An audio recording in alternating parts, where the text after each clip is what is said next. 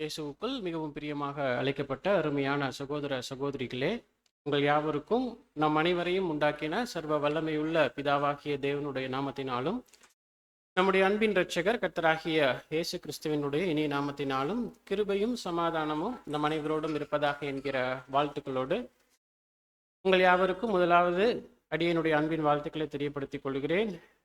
என்னுடைய அன்பின் வாழ்த்துக்கள் மாத்திரமல்ல, அடியனுடைய குடும்பத்தார் மற்றும் அடியேன் சார்ந்திருக்கக்கூடிய திருச்சி பட்டணத்தில் காணப்படக்கூடிய உங்களுடைய அருமையான சகோதர சகோதரிகள், தேவனுடைய பரிசுத்தவான்கள், அவர்கள் அனைவருடைய அன்பின் வாழ்த்துக்களை கூட இந்த ஒரு நல்லதொரு காலை வேளையில இந்த விசேஷித்த ஆராதனையின் மத்தியில உங்கள் யாவருக்கும் முன்பாக தெரியப்படுத்திக் கொள்வதில் மிகுந்த மகிழ்ச்சி அடைகிறேன்.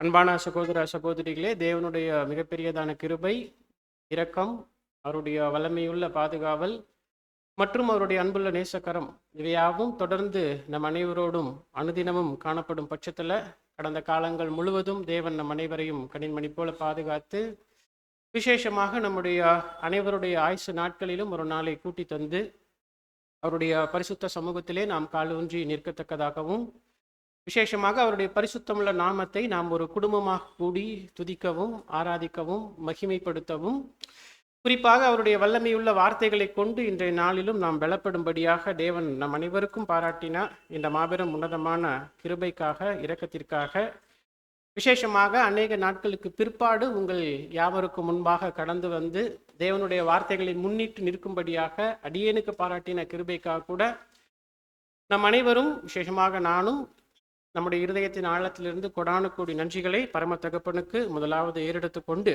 இன்றைய நாளுக்குரிய தேவ செய்திக்குள்ள நம்ம கடந்து செல்லலாம். சகோதர சகோதரிகளே, இன்றைய நாளிலும் நாம் தியானிக்க எடுத்துக்கொண்ட வேத பாடத்தினுடைய தலைப்பு சகோதரர் நம் மத்தியில் அறிவித்த வண்ணமாக தேவனே சகலத்திலும் சகலமுமாய் இருப்பதற்கு. தேவனே சகலத்திலும் சகலமுமாய் இருப்பதற்கு. இந்த பாடம் எங்கிருந்து எடுக்கப்பட்டது என்று கேட்டால், நம்முடைய அருமையான சகோதரர்கள், அயல்நாட்டு சகோதரர்கள், அவர்கள் மத்தியில் ஒரு பேனல் டிஸ்கஷன் போச்சு. அந்த பேனல் டிஸ்கஷனுக்கு ஒரு வசன பகுதியை மையமாக கொண்டு இந்த குழு கலந்தாய்வு அவங்க பண்ணாங்க. அதன் அடிப்படையில் தான் இன்றைய நாளுக்குரிய நம்முடைய தியானமானது அது காணப்படும். அந்த பேனல் டிஸ்கஷனில் கலந்து கொண்ட அருமையான நம்முடைய சகோதரர்கள், சகோதரர் கோமி அஜிஸ், சகோதரர் ஹோமர் மாண்டக், சகோதரர் ரிக் சுராக்சி மற்றும் சகோதரர் லாரி மெக்கலன். ஸோ இந்த 4 சகோதரர்களும் இணைந்து ஒரு குறிப்பிட்ட தலைப்பின் கீழே குழு கலந்தாய்வு செய்திருக்கிறாங்க. அதில் நமக்கு அநேக படிப்பினைகள் உள்ளடக்கிய காரியங்கள் இருக்கும் காரணத்தினால இந்த பேனல் டிஸ்கஷனையே நாம் ஒரு பாடமாக தொகுத்து நாம் இன்றைய நாளில் நாம் தியானிக்க போகிறோம். இவர்கள் பேசின அனைத்து காரியங்களையும் நாம் புரிந்து கொள்ளும்படியாக ஒரு 3 பகுதிகளாக தொகுத்து நாம் இன்றைய நாளுக்குரிய தேவ செய்தியை நாம் தியானித்து நமக்கான படிப்பினைகளை நாம் பெற்றுக்கொள்ளலாம். முதலாவது இந்த குழு கலந்தாய்வுக்கு அவர்கள் எடுத்துக்கொண்ட வசன பகுதிகளை வாசிக்கலாம். வாசித்து பிற்பாடு நாம் கடந்து செல்லலாம். 1 கொரிந்தியருடைய புத்தகம் 15ஆம் அதிகாரம் 22 முதல் 28 வசனங்கள் வரைக்கும் ஒரு முறை நீங்க வாசிங்க. ஆதாமுக்குள் எல்லாரும் மரிக்கிறது போல கிறிஸ்துவுக்குள் எல்லாரும் உயிர்ப்பிக்கப்படுவார்கள். அவனவன் தன் தன் வரிசையிலே உயிர்ப்பிக்கப்படுவான். முதற் பலனானவர் கிறிஸ்து. பின்பு அவர் வருகையில் அவருடையவர்கள் உயிர்ப்பிக்கப்படுவார்கள். அதன் பின்பு முடிவு உண்டாகும். அப்பொழுது அவர் சகல துரைத்தனத்தையும் சகல அதிகாரத்தையும் வல்லமையையும் பரிகரித்து தேவனும் பிதாவுமாய் இருக்கிறவருக்கு ராஜ்யத்தை ஒப்புக் கொடுப்பார். எல்லா சத்துருக்களையும் தமது பாதத்திற்கு கீழாக்கி போடும் வரைக்கும் அவர் ஆளுகை செய்ய வேண்டியது. பரிகரிக்கப்படும் கடைசி சத்துரு மரணம். சகலத்தையும் அவருடைய பாதத்திற்கு கீழ்ப்படுத்தினாரே, ஆகிலும் சகலமும் அவருக்கு கீழ்ப்படுத்தப்பட்டதென்று சொல்லி இருக்கும் போது சகலத்தையும் அவருக்கு கீழ்ப்படுத்தினவர் கீழ்ப்படுத்தப்படவில்லை என்பது வெளியரங்கமாய் இருக்கிறது. சகலமும் அவருக்கு கீழ்ப்பட்டிருக்கும் போது தேவனே சகலத்திலும் சகலமுமாய் இருப்பதற்கு குமாரன் தாமும் தமக்கு சகலத்தையும் கீழ்ப்படுத்தினவருக்கு கீழ்ப்பட்டிருப்பார். ஆம் சகோதர சகோதரிகளே, வாசிக்கப்பட்ட இந்த வசன பகுதிகள் என்பது நம் அனைவருக்குமே இந்த கிறிஸ்தவ பாதையில ரொம்ப பரிச்சயமான வசன பகுதிகள் தான். புதிதான எதுவும் கிடையாது. இன்க்ளூடிங் சொல்ல போனா, நீங்க வார வாரம் அந்த விசுவாசம் என்கிற ஒரு விஷயங்கள் வாசிக்கிறீங்க இல்லைங்களா? அதனுடைய இறுதி பகுதி கூட இன்றைய நாளுக்குரிய தலைப்பினோடு சம்பந்தப்படுத்தப்பட்ட ஒரு காரியம்தான். அப்போ 1 கொரிந்தியர் 15ஆம் அதிகாரம் என்று சொல்லும் போது நமக்கு எடுத்த உடனே என்ன ஞாபகம் வரும்? உயிர்த்தெழுதல், இல்லைங்களா? உயிர்த்தெழுதல் என்று நாம பொதுவாக அந்த அதிகாரத்தை நம்ம விவரிச்சுடுவோம். ஆனா உயிர்த்தெழுதல் எப்போ நடக்கும்னு கேட்டா நீங்க என்ன சொல்லுவீங்க? 15ஆம் அதிகாரத்துல ஆதாமுக்குள் மரித்தவர்கள் கிறிஸ்துவுக்குள். அப்ப அது எப்போ நடக்கும்னு கேட்டா நம்ம எப்ப சொல்லுவோம்?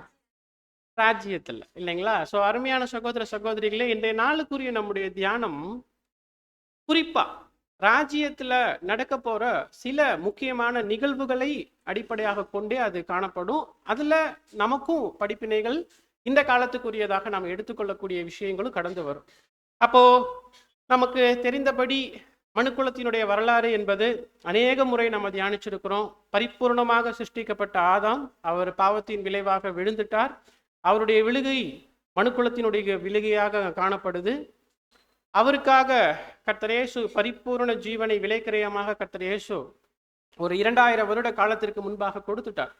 ஆனாலும் இன்னைக்குமே இந்த மனுக்குலம் அந்த விழுந்து போன நிலைமையில தான் காணப்படுறாங்க, இல்லைங்களா? இன்னைக்கு வரைக்கும் இந்த 1 கொரிந்தியர் 15ஆம் அதிகாரம் என்பது மனுக்குலத்தின் வாழ்க்கையை பொறுத்த வரைக்கும் ஒரு எதிர்காலத்துக்கு உரிய ஒரு விஷயம்தான். ஆனா கண்டிப்பா என்ன ஆகும்? இந்த 15ஆம் அதிகாரத்துல சொல்லப்பட்ட அந்த உயிர்த்தெழுதல் எனப்படக்கூடிய காரியங்கள் எதிர்காலத்துல மனுக்குலத்தின் காரியங்கள்ல அது நடக்கும். ஆனா ஏன் நடக்கல இது வரைக்கும் அப்படின்னு கேட்டா நீங்க என்ன பதில் சொல்லுவீங்க? விலைக்கிரயம் கொடுத்தாச்சு. ஆனா விலைக்கிரயம் மனுக்குலத்துக்கு போய் செயல்படுத்தப்படுவதற்கு ஒரு 2000 வருட காலம் இடையில இருக்கு, இல்லையா? ஏன்? ரொம்ப நன்றி உங்களுடைய அந்த உடனடியான பதில்களுக்கு. ஏன்னா அது இருந்தா தான் பாடம் என்ன ஆகும், நல்லா கடந்து போகும். அப்ப 2000 வருடம் என்ன நடக்குது தெய்வீக திட்டத்துல என்று கேட்டா, ஒரு விசேஷமான வகுப்பார், ஒரு ரகசியமான வகுப்பார் என்ன பண்ணப்படுறாங்கன்னா, இந்த உலகத்தின் மத்தியிலிருந்து தேவனுக்காக பிரித்தெடுக்கப்படுறாங்க, தெரிந்தெடுக்கப்படுறாங்க இந்த தெய்வீக திட்டத்தினுடைய வேலைகள் செய்வதற்காக, இல்லைங்களா? அவர்கள் தான் யார் என்று கேட்டா 1,44,000 எனப்படக்கூடிய சிறுமந்தை வகுப்பார். ஸோ இவர்கள் தேர்ந்தெடுக்கப்பட்ட உடனே இந்த மனுக்குலத்திற்கான மறுசீரமைப்பு, திரும்ப கொடுத்தலின் காரியங்கள் மற்றும் அவர்கள் மீண்டுமாக பரிபூர்ணத்தை நோக்கி அடையக்கூடிய அந்த ஒரு மாபெரும் வேலை அங்க என்ன ஆகும்னா, உடனடியாக முழு வீச்சில் என்ன பண்ணப்படும், அங்க செயல்படுத்தப்படும். பொதுவாக நாம என்ன நினைக்கிறோம்னா, உலகத்தார் மத்தியிலேயும் சரி கிறிஸ்தவர்கள் மத்தியிலேயும் சரி, டிவைன் பிளான் என்பது அதுல ஃபைனல் கோல் நாமோ என்று நம்ம நினைக்க வாய்ப்பு இருக்கு. நாமோன்னா சபை, இல்லையா? கிறிஸ்தவர்களும் என்னதான் நினைக்கிறாங்க, கிறிஸ்தவர்கள் தான் தேவனுடைய ஃபைனல் கோல் அப்படின்னா, இறுதியான இலக்கு என்பது தேவன் இந்த தெய்வீக திட்டத்தை உருவாக்குனது யாருக்காகத்தான்? கிறிஸ்தவர்களுக்காக, கிறிஸ்தவர்களுக்காக. ஆனா உண்மை அந்த திட்டத்தினுடைய இறுதி இலக்கு யாரு?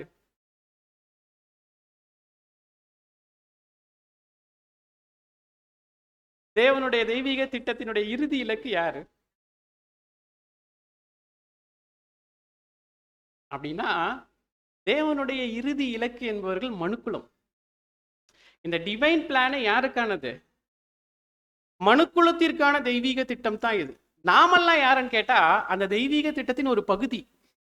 சுவிசேஷ யுகத்துல தேவன் தேர்ந்தெடுக்கப்படக்கூடிய ஒரு வகுப்பார், இல்லையா? நம்மை கொண்டு இந்த உலக மனுக்குலம் என்ன பண்ணப்பட போகுது.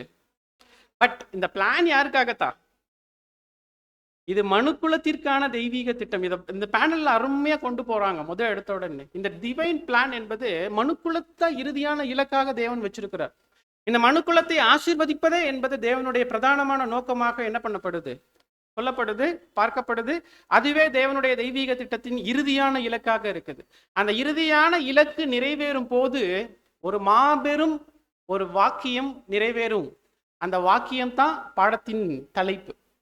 1 கொரிந்தியர் 15ஆம் அதிகாரம் 28ஆம் வசனத்துல சொல்லப்பட்டிருக்கு அந்த தலைப்பு. அந்த வசனத்தை மாத்திரம் தனியா வாசிங்க. சகலம் கீழ்ப்பட்டிருக்கும் போது தேவனே சகலத்திலும் சகலமாய் இருப்பதற்கு குமாரன் தாமும் தமக்கு சகலத்தையும் கீழ்ப்படுத்தினவருக்கு கீழ்ப்பட்டிருப்பார். இதுதாங்க ஃபைனல். மனுக்குலத்தினுடைய மறுசீரமைப்பு நடந்து முடியும் போது தேவன் அவர்களுக்கு எப்படிப்பட்டவராக இருப்பார் என்று கேட்டா, தேவனே சகலத்திலும் சகலமுமாய் இருப்பதற்கு. இந்த வார்த்தையை மட்டும் தனியா எடுக்கிறாங்க. எடுத்து அந்த வார்த்தைக்கு உள்ள இருக்கக்கூடிய ஆழங்களை சகோதரர்கள் என்ன பண்றாங்கன்னா விவரிக்க ஆரம்பிக்கிறாங்க, கருத்துக்களை பகிர ஆரம்பிக்கிறாங்க. உண்மையிலே தேவன் அவர்தான் மனுக்குலத்திற்கு சகலத்திலும் சகலமுமா இருக்க போறாரு.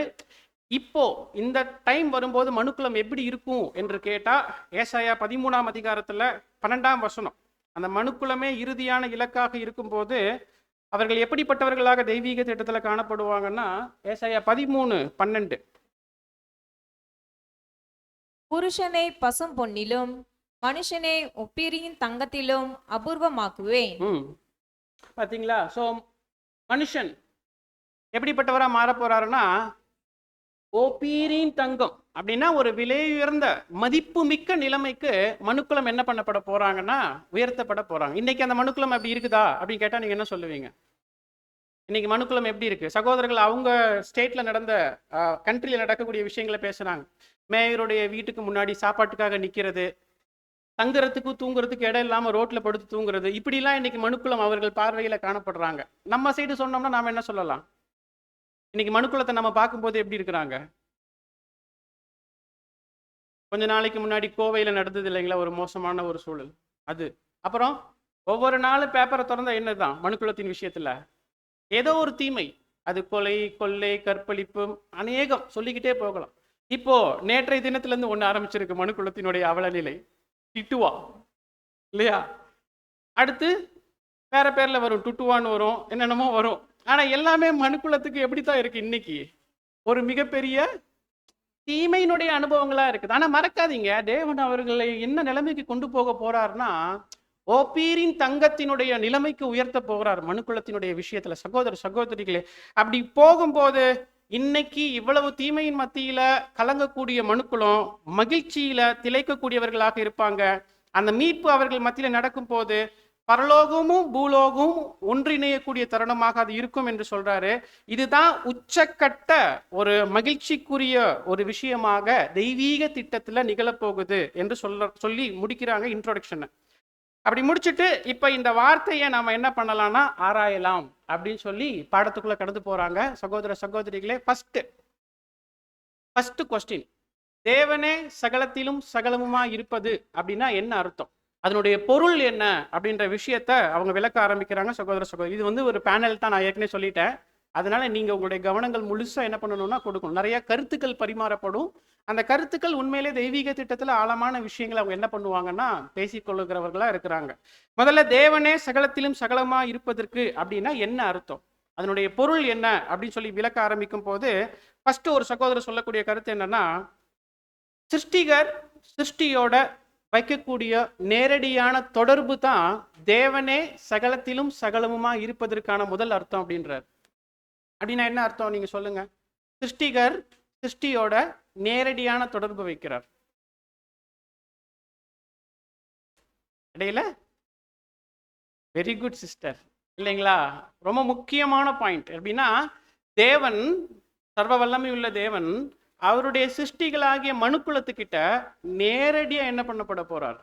தொடர்பு வைக்க போறார். இது எங்க நடந்துச்சு? இதுக்கு முன்னாடி ஏதேன் தோட்டத்துல நடந்துச்சு. தேவன் மனுக்குலம் அவருடைய தகப்பனாகிய ஆதாம் கிட்ட நேரடியாக தொடர்பு வைத்திருந்தார். ஆனா அது இப்ப இல்ல. ஆனா எப்போ மறுபடியும் தேவன் சிருஷ்டியோட தொடர்பு வைப்பார் என்று கேட்டா அது எப்பன்றத பின்னாடி பார்க்கலாம். ஆனா சகலத்திலும் சகலமா இருப்பதற்கான அர்த்தம், முதல் அர்த்தம் என்ன சொல்றாங்கன்னா, தேவன் மனுக்குலத்துக்கிட்ட நேரடியாக தொடர்பு வைப்பார். இடையில மீடியேட்டரே என்ன பண்ண மாட்டாங்க, இருக்க மாட்டாங்க. அந்த மீடியேட்டர்னா யாரு? ஒரு காலம் வருது இல்லைங்களா, 1000 வருட அரசாட்சியில தேவன் மனுக்குலத்துக்கிட்ட நேரடியா தொடர்பு வைப்பாரான்னு கேட்டா கேட்க மாட்டார் இல்லையா? இடையில மீடியேட்டர், மத்தியஸ்தர் ஒருத்தர் இருப்பார். கர்த்தர் இயேசுவும் சரீரமாகிய சபையும் இருப்பாங்க. ஆனா எப்போ அந்த ராஜ்யம் முடியுதோ அப்ப தேவன் மனுக்குலத்துக்கிட்ட நேரடியாக தொடர்பு வைக்கக்கூடிய நிலை தான் தேவனே சகலத்திலும் சகலமா இருப்பதற்கான முதல் பொருள் என்று அங்க சொல்றாங்க. அடுத்த அருமையான பாயிண்ட் என்ன ஓபன் பண்றாருன்னா, இன்னொரு பிரதர் அவர் இன்னும் கொஞ்சம் டீப்பா உள்ள நுழையிறார். என்ன நுழையிறாருன்னா, இப்ப நாமெல்லாம் இந்த உலகத்துக்கு வந்து எத்தனை நாள் ஆகுது, எத்தனை வருடங்கள் ஆகுதுன்னு சொன்னா என்ன சொல்லுவீங்க? ஒவ்வொருத்தரும் ஒவ்வொரு வருஷங்கள் சொல்லுவீங்க. 40 வருஷம், 50 வருஷம், 60 வருஷம். மனுக்குலம் தோன்றி 6000 வருஷம். இந்த பூமி தோன்றி தெரியாதுன்றது தான் பதில். ஏன்னா ஆதியாகமம் 1ஆம் அதிகாரம் என்பது பூமியினுடைய உருவாக்கம் இல்லை, அதனுடைய ஒழுங்குபடுத்துதல் தான். ஆனா சயின்டிபிக்கலா என்ன சொல்றாங்கன்னா, இந்த பூமியை தோன்றதை விட பூமிக்கு முன்னாடி எது தோன்றப்பட்டிருக்கணும்னா சூரியன். சூரியன் தோன்றி பூமி தோன்றக்கூடிய அந்த காலப்பகுதியை விட சூரியன் தோன்றி இன்னைக்கு வரைக்கும் கம்மியாக தான் இருந்திருக்கணும்ன்றாங்க. ரொம்ப நாள் கழிச்சு தான் பூமியினுடைய தோற்றம், அதனுடைய ஒழுங்குபடுத்தல் நடந்திருக்கும். அப்ப சூரியனுக்கு முன்னாடி எவ்வளவு காலம் போயிருக்கும் தெரியாது. கர்த்தர் இயேசு தோன்றுவதற்கு அங்கிருந்து இதுவரைக்கும் எவ்வளவு காலங்கள் போயிருக்கும் தெரியவே தெரியாது. இன்னும் கொஞ்சம் முன்னாடி போறாங்க. கர்த்தர் இயேசுவே தோன்றப்படல, லோகாஸே இல்லை, தேவன் மட்டும் இருக்கிறார். எப்ப தோன்றினார் சொல்ல முடியுமா? கேட்க முடியுமா? எவ்வளவு நாள் தனியா இருந்தார்? வசனம் சொல்லுது அதை பத்தி. சங்கீதம் 90:2. பர்வதங்கள் தோன்றும் முன்னும் நீர் பூமியையும் உலகத்தையும் உருவாக்கும் முன்னும் நீரே அனாதியாய் என்றென்றைக்கும் தேவனாய் இருக்கிறீர். தேவன் பத்தி பேசும்போது என்ன சொல்லுதுன்னா, நீரே அனாதியாய் என்றென்றைக்கும் தேவனாய் இருக்கிறீர். அனாதியாய்னா என்ன வேர்டு, என்ன அர்த்தம், என்ன நினைக்கிறீங்க நீங்க?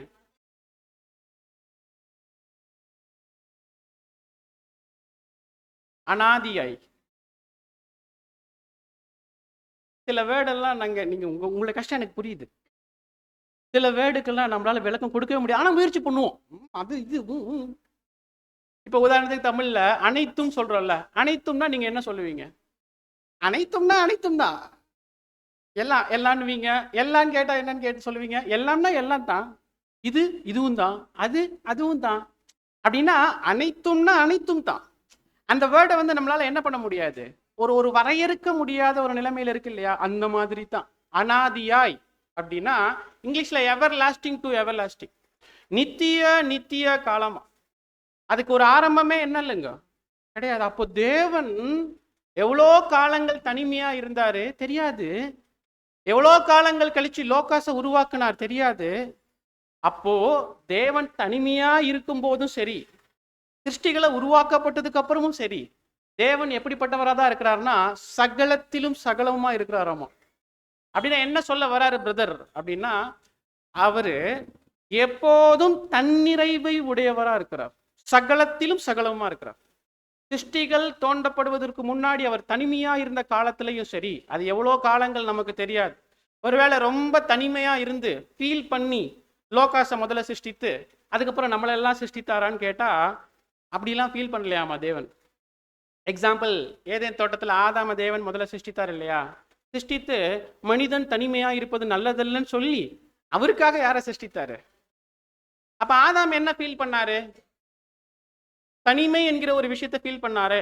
அந்த மாதிரி தேவன் ரொம்ப நாளா தனிமையா இருந்துட்டேன், அதனால நான் ஒரு சிருஷ்டியை உண்டு பண்றேன்னு சொல்லி லோகாசையும் அவரை தொடர்ந்து மற்ற சிருஷ்டிகளை உருவாக்குனாரா அப்படின்னு கேட்டா அப்படி இல்லையாமா. அவர் எவ்வளவு காலம் தனிமையா இருந்தாருன்றது நமக்கு தெரியாது. ஆனா அவர் தனிமையா இருந்த போதிலும், அநேக சிருஷ்டிப்புகளை சிருஷ்டித்த போதிலும், அதுல ஒரு சிருஷ்டி தன்னை விட்டு தூரம் போகும்போது அப்போதும் எப்போதும் அவர் சகலத்திலும் சகலமுமா இருக்கிறார். அப்படின்னா எப்போதும் தன்னிறைவு உடையவராகவே இருக்கிறார் என்பதுதான் இரண்டாவது அர்த்தம். அவர் சகலத்திலும் சகலமா இருக்கிறார் என்பதற்கான இரண்டாவது மீனிங் அங்க பேசுறாங்க சகோதர சகோதரிகளே. மூணாவது மீனிங் ரொம்ப சிம்பிளா சொல்றாரு ஒரு பிரதரு. அவர் என்ன சொல்றாருன்னா, கண்டிப்பா இந்த வசனம், அதாவது 1 கொரிந்தியர் 15ஆம் அதிகாரம் 28ஆம் வசனத்தினுடைய அந்த பின்னணியை நீங்க பார்க்கும்போது, ஒரு குறிப்பிட்ட காலத்துல தேவன் இந்த மனுக்குலத்தின் விஷயத்துல சகலத்திலும் சகலமுமா மாறுகிறார் என்ற வசனத்தை நம்ம கவனிக்கும் போது, அப்ப குறிப்பிட்ட காலம் வரைக்கும் தேவன் அந்த மனுக்குலத்தின் விஷயத்துல என்னவா இல்லை? சகலத்திலும் இந்த வார்த்தையை நான் அடிக்கடி பேசுவேன், அதனால நீங்களும் என்ன ஆயிடக்கூடாது, குழம்பிடக்கூடாது. 1 கொரிந்தியர் 15ஆம் அதிகாரம் 28ஆம் வசனத்துல தான் தேவன் மனுக்குலத்தின் விஷயத்துல சகலத்திலும் சகலமுமா இருக்கிறாருன்னு சொன்னா, அப்ப அதுக்கு முன்னாடி வரைக்கும் அவங்க கிட்ட அப்படி அவரு இல்லைன்றது புரியுது. எவ்வளவு காலம் அப்படி இல்லை? எவ்வளவு காலம் தேவன் மனுக்குலத்தின் விஷயத்துல சகலத்திலும் சகலமுமா இல்லை? யோசிச்சு சொல்லுங்களேன். அவ்வளவுதான் பதில் இல்லைங்களா? ரொம்ப சிம்பிள். 6000 வருஷம் இல்லையா? 6000 வருஷம் இல்லை அப்படின்னா என்ன அர்த்தம்? 6000 வருஷம் தேவன் அவங்களுக்கு சகலத்திலும் சகலமுமா இல்லை அப்படின்னா என்ன மீனிங் கொடுக்குறாருன்னா, தேவனுடைய பிரமாணங்கள் அல்லது தேவனுக்கு அடுத்த விஷயத்துல அவருடைய திட்டத்துக்கு அடுத்த விஷயத்துல மனுக்குலம் ஒத்திசைவோடு இல்லை. இந்த ஒத்திசைவுன்ற வேர்டு தான் மூணாவது மீனிங்கா கொடுக்குறாங்க. தேவன் மனுஷன் ஒத்திசைவு என்கிற விஷயம் ஒரு 6000 வருஷம் இல்லை. இதுக்கு அவர் விளக்கம் கொடுக்கும்போது பியூட்டிஃபுல்லா என்ன சொல்றாருன்னா, 6000 வருஷம்ன்றது உங்களுக்கு எனக்கு தான் ரொம்ப பெருசு, 6000 வருஷம். ஆனா தேவனுக்கு எப்படி தெரியுங்களா இருக்கும்? கொஞ்ச நேரத்துக்கு முன்னாடி போனோம்ல, அவர் எப்போ துவங்கினாரு தெரியாது, எவ்வளோ காலம் துவங்கினாரு தெரியாது. அவருடைய காலங்களோடு இந்த 6000 வருஷத்தை ஒப்பிட்டு பார்த்தா ஒரு சின்ன புள்ளியாமோ, டாட், ஒரு சின்ன டாட். அந்த டாட்ல மனுக்குளம் விழுந்து எழுந்திருச்சிடும். அந்த டாட்ல மனுக்குளம் என்ன ஆகுது? ஏன்னா அவர் என்றென்றைக்கும் உரியவர், அனாதி, எவர் லாஸ்டிங் டு எவர் லாஸ்டிங்க்கு முன்னாடி ஜஸ்ட் 6000 இயர் ஒண்ணுமே கிடையாது. ஆனா உங்க பார்வையில, என் பார்வையில 6000 வருஷம் தீமையின் அனுமதி, 1000 வருஷம் நன்மையின் அனுமதி, 7000 வருஷம் தேவன் மனுக்குலத்தின் விஷயத்துல சகலத்திலும் சகலமுமா இல்லாம இருந்து 7000 வருஷம் முடிஞ்சதுக்கு அப்புறம் தேவனே சகலத்திலும் சகலமுமா இருப்பாரு அப்படின்றது நமக்கு புரிய வருது. ஆனா அவர் ரொம்ப சிம்பிளா சொல்லிடுறாங்க, அது தேவனுடைய பார்வையில ஒரு டாட் மாதிரியாமோ அந்த காலப்பகுதி என்பது. ஏன்னா அப்படிப்பட்ட தன்மையில தேவன் இருக்கிறாரு அப்படின்ற விஷயத்த சொல்லிட்டு மூணாவது மீனிங் என்ன சொல்றாங்கன்னா, தேவனோடு இந்த மனுக்குலம், இந்த பூமி ஒத்திசைவோடு வரக்கூடிய காலம் ஒன்று இருக்கு. அந்த காலத்துல தான் இந்த சகலத்திலும் சகலமா இருப்பதுன்ற வார்த்தை நிறைவேறும். இதற்கு வசனங்கள் காண்பிக்கிறாங்க. அப்போஸ்தலர் நடபடிகள் 3ஆம் அதிகாரம் 21ஆம் வசனம். உலக தோற்றம் முதல் தேவன் தம்முடைய பரிசுத்த எல்லாருடைய வாக்கினாலும் உரைத்தவையெல்லாம்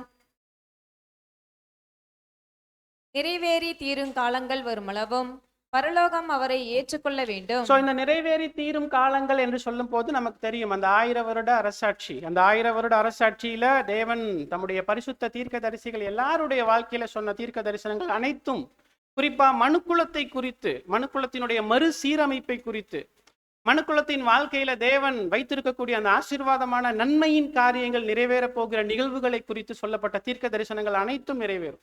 அப்போதைக்கு என்ன நடக்கும்னா, கர்த்தர் இயேசுவும் சபையும் இந்த மனுக்குலத்தின் விஷயத்துல தேவனுடைய நீதியின் கொள்கைகளுக்கும் அன்பின் பிரமாணங்களுக்கும் இசைவாக இல்லாத அனைத்து காரியங்களும் என்ன பண்ணிடுவாங்க? டிஸ்ட்ராய் பண்ணிடுவாங்க. புரியுதுங்களா? அந்த மறுசீரமைப்பு காலத்துல கர்த்தர் இயேசுவும் சரீரமாகிய சபையும் சேர்ந்து மனுக்குலமும் தேவனுக்கும் இசைவாக எந்தெந்த விஷயங்கள் எல்லாம் இல்லாம இருந்துச்சோ அது எல்லாத்தையும் என்ன பண்ணிடுவாங்க? டிஸ்ட்ராய் பண்ணிடுவாங்க. என்னென்ன சொல்லலாம்? எல்லாமே தீமையான அமைப்புகள், கள்ள உபதேசங்கள், தீமையான பழக்க வழக்கத்துக்கு காரியமான மூலங்கள், விழுந்து போன தூதர்கள், சாத்தான், கட்டி வைக்கப்படுதல் எல்லாமே ஒதுக்கப்பட்டுடும் இல்லையா? எந்தவித தொந்தரவும் மனுக்குலத்தின் விஷயத்துல வராதபடிக்கு ஒதுக்கிடுவாங்க. தீமையான அமைப்புகளை அழிச்சிடுவாங்க. அதுதான் அந்த காலத்தினுடைய விசேஷமாக இருக்கு. சகோதர சகோதரிகளே, இந்த காலம் நிறைவேறும் போது நிச்சயமா மனுக்குலம் என்ன ஆவாங்கன்னா தேவனோடு அந்த ஒத்திசைவுக்குள்ள வந்துடுவாங்க என்று நம்ம சொல்றோம். இதை சொல்லிட்டு அவர் என்ன எக்ஸாம்பிள் காண்பிக்கிறாருன்னா, நம்மளை காண்பிக்கிறார். இப்ப நாம என்ன பண்றோம்? தேவனை புரிஞ்சுக்கிறோமா? தேவனுடைய நீதியின் கொள்கைகளை புரிஞ்சுக்கிறோமா? அவருடைய அன்பை புரிஞ்சுக்கிறோமா? புரிஞ்சுக்கிட்டு நாம என்ன செய்யறோம்? தேவ சித்தம் என்ன, அதற்கு என்னுடைய வாழ்க்கையை என்ன பண்றேன்? அர்ப்பணிக்கிறேன். ஒரு ஒத்திசைவான வாழ்க்கை வாழ முயற்சிக்கிறோமா?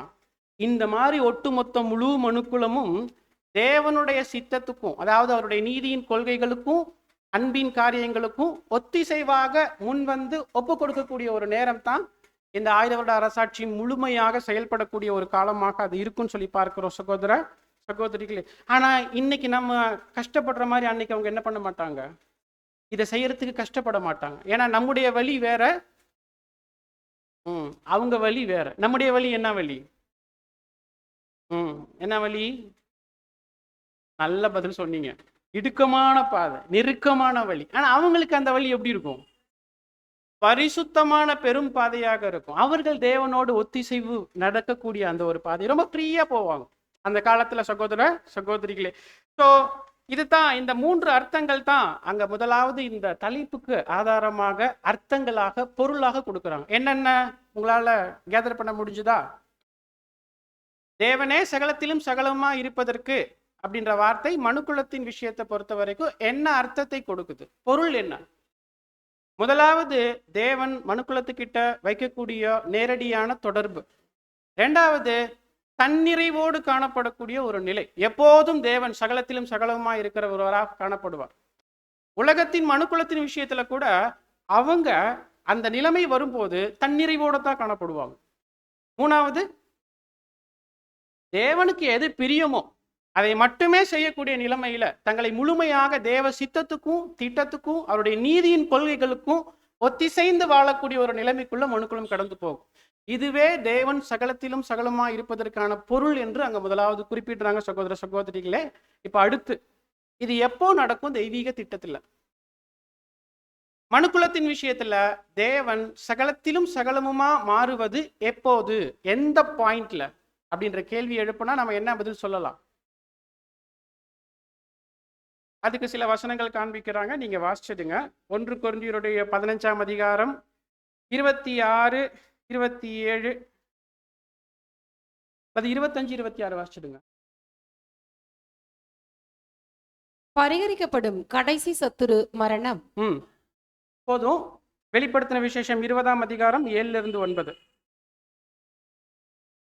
அந்த 1000 வருஷம் முடியும் போது சாத்தான் தன் காவலில் இருந்து விடுதலையாகி பூமியின் 4 திசைகளிலும் உள்ள ஜாதிகளாகிய கோகையும் மாகோகையும் மோசம் போக்கும்படிக்கும் அவர்களை யுத்தத்திற்கு கூட்டிக் கொள்ளும்படிக்கும் புறப்படுவான்.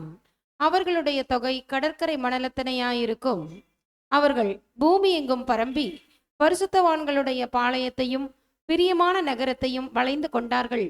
அப்பொழுது தேவனால் வானத்திலிருந்து அக்கினி இறங்கி அவர்களை பட்சித்து போட்டது. இந்த 2 வசனத்தை கம்பேர் பண்றாங்க. கம்பேர் பண்ணி இந்த வார்த்தை நிறைவேறக்கூடிய எக்ஸாக்ட் டைமை பின் பாயிண்ட் பண்றாங்க. எவ்வளோ ஆராய்ச்சி பண்றாங்க பாருங்க. நம்ம சில விஷயங்களை படிச்சு கேட்கும் போதே ஆச்சரியமா இருக்கு. ஆனா அவங்க எவர்கள் மெடிடேட் பண்ணியிருக்கிறாங்க பாருங்க. 2 வசனத்தையும் கம்பேர் பண்ணி நடக்கிற அந்த அருமையான புள்ளியை இணைக்கிறாங்க. 1 கொரிந்தியர் 15ஆம் அதிகாரத்துல அருமையா அந்த வசனம் பின் பாயிண்ட் பண்ணாங்க. பரிகரிக்கப்படும் கடைசி சத்துரு மரணம் அப்படின்னா என்ன அர்த்தம்? மரணத்துக்கு மரணம் வந்துடுச்சுன்னு அர்த்தம். அப்படின்னா மரணம்னா என்ன?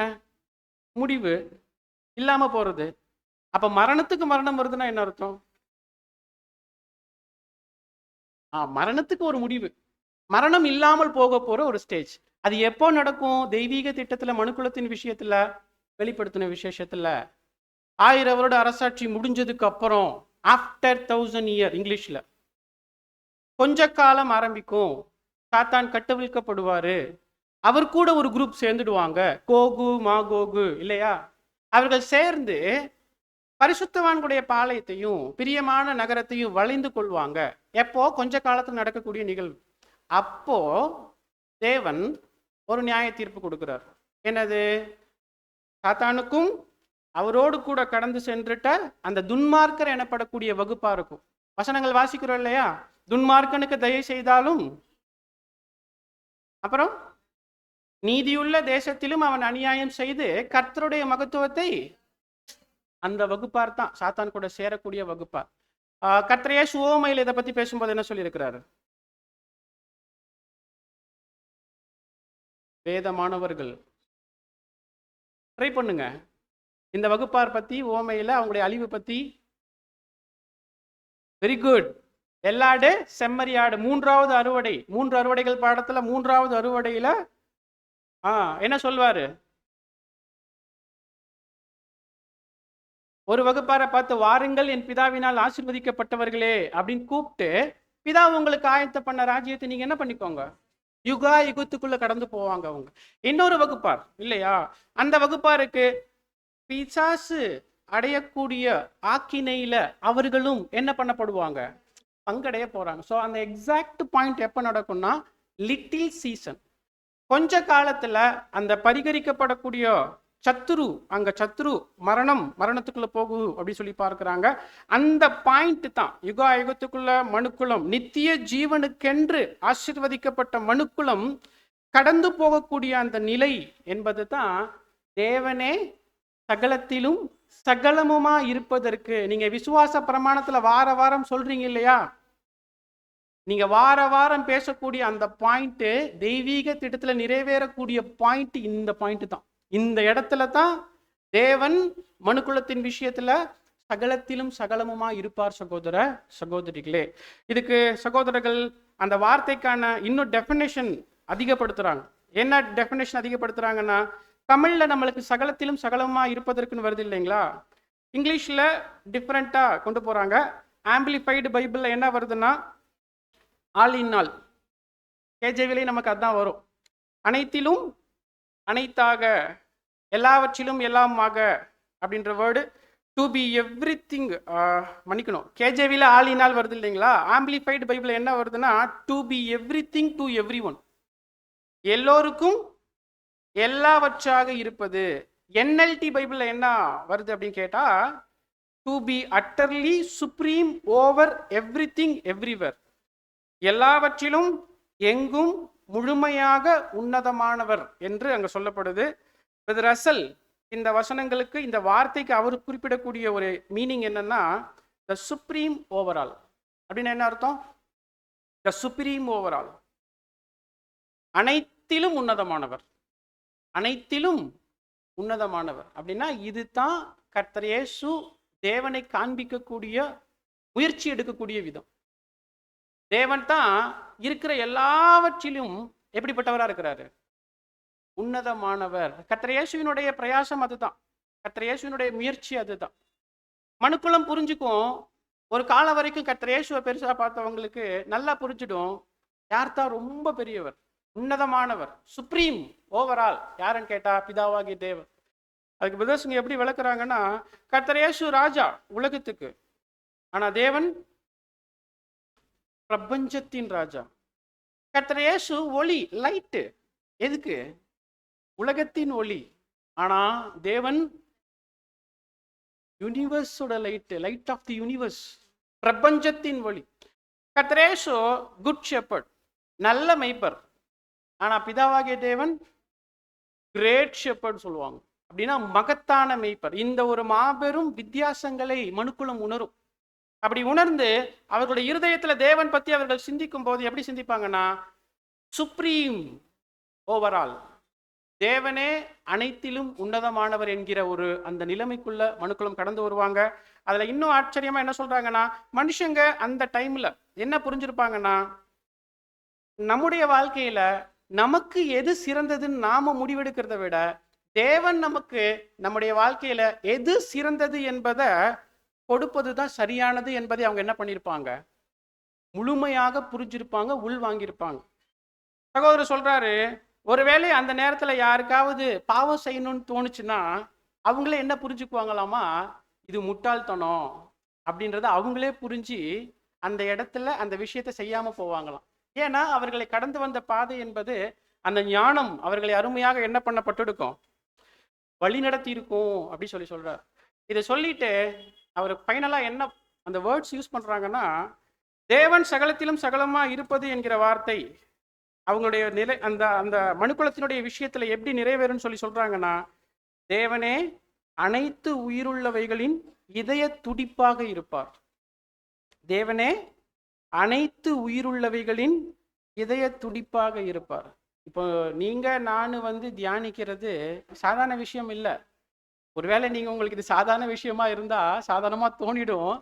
ஆனா மனுக்குலத்தினுடைய ஏக்கத்தை நம்ம தியானிச்சுட்டு இருக்கிறோம். தேவனே அவர்களுடைய இதய துடிப்பா மாறப்போறார். உயிருள்ளவைகளுடைய அனைத்தின் இதய துடிப்பு. அவர் இல்லாம மனுக்குலம் ஒன்றும் செயல்படாது. அடுத்த வேர்டு என்ன சொல்றாங்கன்னா, உள்ளதெல்லாம் இயங்குவதற்கான முதன்மை ஊற்றுன்றாங்க. உள்ளதெல்லாம் இயங்குவதற்கான முதன்மை ஊற்று. இதுதான் தேவனே சகலத்திலும் சகலமா இருப்பதற்கு என்பதற்கான வார்த்தைக்கான ஆழமான அர்த்தங்கள் சொல்றாங்க. இது வரைக்கும் பிப்ளிக்கலா உங்களுக்கு அந்த விளக்கத்தை சகோதரர்கள் கொடுத்துட்டு அடுத்து சயின்டிபிக்கலா குறிப்பிடுறாங்க. சயின்டிபிக்கலா அறிவியல் ரீதியா நீங்க ஒருவேளை இதை புரிஞ்சுக்க ட்ரை பண்ணீங்கன்னா, தேவன் எப்படி சகலத்திலும் சகலமா இருப்பாரு அப்படின்னு நீங்க புரிஞ்சுக்க ட்ரை பண்ணீங்கன்னா, சயின்டிபிக்கலா சில விஷயங்கள் பேசுறாங்க. என்ன பேசுறாங்கன்னா, இப்போ இந்த உலகம் எடுத்துக்கோங்க. இந்த உலகமே எதனால் ஆனதுன்னு கேட்டா நீங்க என்ன சொல்லுவீங்க? சயின்டிபிக்கலா என்ன படிச்சிருக்கிறீங்க சிஸ்டர்? Water, planet. வேற? தேங்க்யூ. சின்ன வயசுல அறிவியல் படிச்சோம் தானுங்களே. உலகமே சிஸ்டர் சொல்றாங்க எலிமெண்ட்ஸ், மூலக்கூறுகள். அந்த மூலக்கூறுகள் எதனால உருவானுச்சு தெரியுங்களா? கரெக்டு சிஸ்டர் சொன்னது. உலகமே மூலக்கூறுகள், அணுக்களால் இது மன்னிக்கணும் நானே சொல்லிட்டேன், தனிமங்களால் ஆனது. அந்த மூலக்கூறுகள்ன்ற வார்த்தை இருக்குல்ல, தனிமங்கள், அது எதனால் ஆனதுன்னு கேட்டா அணுக்களால் ஆனது. அணுக்கள் இங்கிலீஷ்ல சொல்லுவாங்க ஆட்டம் அப்படி சொல்லுவாங்க. மூலக்கூறுன்னு சொன்னா மாலிகுல் சொல்லுவாங்க. நீங்க படம் பாருங்க, இதுதான் ஆட்டம். இந்த உலகம் என்பது முழுக்க முழுக்க இதனால் ஆனதுதான். ஆட்டம் என்று சொன்னா அதுல 3 தான் இருக்கும். என்னன்னா எலக்ட்ரான், புரோட்டான், நியூட்ரான். ஒரு அணுன்னு எடுத்துக்கிட்டீங்கன்னா ஒரு ரவுண்டா இருக்குன்னு வச்சுக்கோங்களேன். அதனுடைய சென்டர் பாயிண்ட்ல 2 விஷயம் இருக்கும். புரோட்டான் இருக்கும், நியூட்ரான் இருக்கும். 2 ஒன்னோடு ஒன்று பிணைஞ்சிருக்கும். எலக்ட்ரான் என்ன பண்ணிக்கிட்டே இருக்கும்? ஆர்பிட் பாதையில சுத்திக்கிட்டே இருக்கும். இதுதான் ஒரு அணுவினுடைய கட்டமைப்பு. இது ஏன் இப்படி இருக்கு அப்படின்னு நீங்க கேட்டீங்கன்னா, இப்படி இருந்தா தான் இதுக்கு பேர் அணு. இப்படி இல்லைன்னா அணுவா இருக்காது. ஏன்னா நேர்மின் அயனி, எதிர்மின் அயனின்னு சொல்றோம் இல்லைங்களா? எலக்ட்ரான் எதிர்மின் அயனி, புரோட்டான் நேர்மின் அயனி. இது 2 ஒன்னோடு ஒன்று என்ன பண்ணப்பட்டிருக்கும்னா கட்டி வைக்கப்பட்டிருக்கும். இந்த கட்டி வைக்கப்படுதல் எதன் மூலமா நடக்குதுன்னா நியூட்ரான் எனப்படக்கூடிய ஒரு விஷயம். இந்த நியூட்ரான் மாத்திரம் இந்த நடுவுல புரோட்டான் கூட இல்லைன்னா அணுச்சிதறல் என்ன பண்ணப்பட்டுடும்? அணுச்சிதறல் நடைபெற்றும். அப்படின்னா ஒன்னோட ஒன்று இருக்கு. இப்போ உதாரணத்துக்கு நீங்க காந்தம் எடுத்துக்கோங்களேன். காந்தத்தை உடைச்சிட்டு அந்த நேர்மின் அயனியோட மோதி பாருங்க, என்ன பண்ணும்? ரிப்பல் பண்ணும், தள்ளும். உங்களால உங்களை ஒட்ட முடியாது. அப்படின்னா விலக்கி விடும்.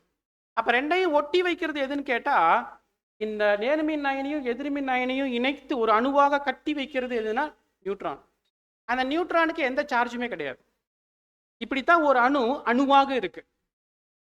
புரியுதுங்களா? இந்த அணுக்கள் டிஃப்ரெண்ட் காம்பினேஷன்ல சேரும்போது அதுக்கு பேர் மூலக்கூறு, தனிமங்கள் என்று சொல்லலாம், மாலிகூல் என்று சொல்லலாம். அப்படின்னா இப்ப H2O அப்படின்றது நீர். என்ன அர்த்தம்? 2 ஹைட்ரஜன், ஒரு. அப்ப டிஃப்ரெண்ட் காம்பினேஷன் ஆட்டம் சேரும் போது மாலிகூல் என்று நம்ம சொல்லுவோம். உதாரணத்துக்கு நான் உங்களுக்கு கஃபேன் அப்படின்ற ஒரு மூலக்கூறுவை பத்தி போட்டிருக்குது. அது நீங்க பாத்தீங்கன்னா அணுக்களுடைய டிஃப்ரெண்ட் காம்பினேஷன் இப்படி நடந்து தான் இப்படிப்பட்ட நமக்கு ஒரு மாலிகூல் கிடைக்குது.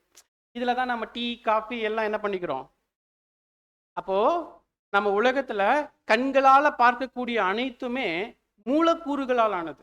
அந்த மூலக்கூறுகள் அணுக்களால் ஆனது. என்னென்ன சொல்லலாம்? இப்போ நீங்க பார்க்குற இந்த மைக்கா இருக்கட்டும், இது ஒரு மெட்டீரியல். லைட் ஒரு மெட்டீரியல், ஃபேன் ஒரு மெட்டீரியல், இந்த பில்டிங்கே ஒரு மெட்டீரியல், இந்த புல்பிட் ஒரு மெட்டீரியல். எல்லாமே மெட்டீரியல். மெட்டீரியல்னா என்ன அர்த்தம்? பொருள். அந்த பொருள் எதனால உருவாகுது? மூலக்கூறுகளால் உருவானது. மரம் என்பது ஒரு மூலக்கூறு, புரியுதுங்களா? இரும்பு என்பது ஒரு மூலக்கூறு. நீங்க கண்களால் பார்க்கிற இந்த சிமெண்ட், செங்கல், வண்டி, இன்னும் சொல்ல போனா நான் பேசிட்டு இருக்கலையா, நானும் எதனால உருவாகினவன் தான். நீங்க கண்களால் பார்க்கிறது இந்த உலகத்தை பொறுத்த வரைக்கும், கண்களால் பார்க்க முடியாதது காற்று, கேஸ் எல்லாமே அணுக்களா. அதுதான் சயின்டிபிக்கா என்ன ப்ரூஃப் பண்ணுவாங்கன்னா உலகம் அணுக்களால் ஆனது. ஆனா அதை விளக்கணும்னா இவ்வளோ நம்ம என்ன பண்ண வேண்டியிருக்கு, பேச வேண்டியிருக்கு. இப்போ இந்த அணுக்களை கட்டி வைப்பதற்கும் இந்த அணுக்களை இயக்குவதற்கும் ஒரு ஆற்றல் வேணும் இல்லையா? அந்த ஆற்றல் எதனால தான் நடக்குது? இந்த அணுக்களை கட்டி வைக்கிறது எதுன்னு பார்த்தோம், நியூட்ரான். இந்த நியூட்ரான் தான் அணுக்களை கட்டி வைக்குது. இன்னொன்று சொல்லுவாங்க நியூக்ளியர் ஃபோர்ஸ், நியூக்ளியர் சக்தி. இது தான் இயக்குது. இப்போ ஒரு வண்டியே இருக்குதுன்னு வைங்க, அது ஒரு மெட்டீரியல். அந்த மெட்டீரியலை இயக்கணும்னா அதுக்கு என்ன கொடுக்கணும்? ஒரு விசை கொடுக்கணும், ஆற்றல் கொடுக்கணும். இதே மாதிரி தான் இந்த உலகம், இந்த உலகத்தில் உள்ள அனைத்து பொருட்களும். மனுஷனை மெட்டீரியலா தேவன் பண்ணிட்டாரு. ஆனா இந்த மெட்டீரியல் இயங்குவதற்கு ஒரு ஆற்றல் கொடுத்தார்ல தேவன். ஜீவ சுவாசத்தை நாசியில ஊதினார் மனுஷன். அப்படின்னா இந்த உலகமே 2ஆ பிரிக்கிறாங்க. ஒன்று மேட்டர், இன்னொன்று எனர்ஜி, பொருள் மற்றும் ஆற்றல். அந்த ஆற்றல நிறைய வித்தியாசங்கள் இருக்கு. நிலையாற்றல், இயக்க ஆற்றல், இது வந்து ஒரு ஃபுல்லாக சயின்ஸ் கிளாஸாக போயிடும். ஆனால் நான் சுருக்கமாக முடிச்சிடுறேன். என்னன்னா, இந்த அணுக்களை கட்டி வைப்பதும் இந்த அணுக்களை இயக்குவதற்கும் முக்கிய காரணமே நியூக்ளியர் பவர். அந்த நியூட்ரான், அந்த நியூட்ரான் சேர்ந்திருக்க நியூக்ளியான்ஸ் என்று சொல்லுவாங்க. அந்த கடைசி அந்த சென்டர் ரவுண்டு என்ன சொல்றாங்கன்னா விதாசுங்க, இந்த நியூக்ளியர் பவர் தான் தேவன். தேவன் மாத்திரம் இல்லைன்னா இந்த பிரபஞ்சம் கட்டி வைக்கப்பட்டிருக்க முடியாது, இந்த பிரபஞ்சம் இயக்கப்பட முடியாது. அப்படிங்களா? ஒருவேளை இந்த நியூட்ரான் மட்டும் இல்லைங்கன்னா இந்த டிவியா இருக்காது, பிரிச்சு செதறிக்கும். இந்த பில்டிங்கா இருக்காது, செதறிடுக்கும். நீங்களா இருக்க முடியாது, நானா இருக்க முடியாது, இந்த உலகமா இருக்க முடியாது. அப்படின்னா எல்லாத்தையும் கட்டி வைக்கக்கூடிய அந்த அணுக்கள், மூலக்கூறுகள், பொருட்கள் கட்டி வைக்கக்கூடிய ஆற்றல் தேவன். அதை இயக்கக்கூடிய ஆற்றல். என்ன புரிஞ்சுக்க வைக்கிறாங்கன்னா, சயின்டிபிக்கலா இந்த பிரபஞ்சமே இப்படித்தான் உருவாக்கப்பட்டிருக்குன்றாங்க. இந்த பிரபஞ்சம் பத்தி போயிட்டீங்கன்னா அது இன்னும் இப்ப நீங்க பார்க்கறது பிரபஞ்சத்துல ஒரு பகுதின்னு நீங்க வச்சுக்கலாம். ஆனா ஹோல் பிரபஞ்சத்தை நீங்க எடுத்துக்கிட்டீங்கன்னா, அடுத்த பிக்சர் போங்களேன் பிரதர், இந்த 3 பீஸா பிரிச்சுடுவாங்க. இதுல வந்து விசிபிள் மேட்டர்னு ஒரு 5% இருக்கா? இந்த விசிபிள் மேட்டர்னா என்ன அர்த்தம்னா, நாம இதுவரைக்கும் பார்த்து ஓ பிரபஞ்சம்னா இது தானா அப்படின்னு நம்ம கண்களால பார்க்கக்கூடிய பொருட்கள் 5% தான் நம்ம இது வரைக்கும் பார்த்துருக்கிறோம். டார்க் மேட்டர்னா கண்ணுக்கே தெரியாது, ஆனா ஒண்ணு இருக்கு, அது மட்டும் நல்லா தெரியும் பிரபஞ்சத்துல. அப்படிப்பட்ட பொருட்கள் எவ்வளவு இருக்கு? 27% இருக்கு. மீதி இருக்குங்க 68%. எது தான் அதிகம்? Dark energy. அப்படின்னா ஒரு ஆற்றல் இருக்கு பிரபஞ்சத்துல, அந்த ஆற்றல் தான் அனைத்தையும் கட்டி வைக்குது, அனைத்தையும் விரிவாக்குது. இந்த டார்க் எனர்ஜி தான் அந்த வேலை செய்யுது. ஒருவேளை இதை நான் உங்களுக்கு புரியும்படி சொல்லணும்னா ஒரு எக்ஸாம்பிள் போடலாம். இந்த கேக் பார்த்தா உங்களுக்கு என்ன தெரியுது? சாப்பிடணும்னு தெரியுது. இந்த கேக்கை நீங்க கேக்கா பார்த்தீங்கன்னா மேல என்ன தெரியும்? பழங்கள் தெரியும்.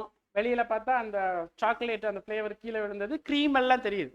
நீங்க கண்களால பார்க்கறது இந்த பிரபஞ்சத்தினுடைய விசிபிள் மேட்டர் 5% தான். ஆனா இந்த கேக்குக்குள்ள மாவா ஒன்று இருந்துச்சு இல்ல, அது உங்க கண்ணுக்கு தெரியாது, அதுதான் டார்க் மேட்டர். ஆனா அந்த மாவு சுட வைக்கும் போது அப்படியே விரிஞ்சுது பாத்துங்க, கேக்கா பெருசாச்சு இல்ல, அதுதான் டார்க் எனர்ஜி. பிரபஞ்சம் விரியுது, அப்படியே உங்க கண்ணுக்கு தெரியாத ஒரு ஆற்றல் இந்த பிரபஞ்சத்தை விரிவடைய செஞ்சுட்டு இருக்கு.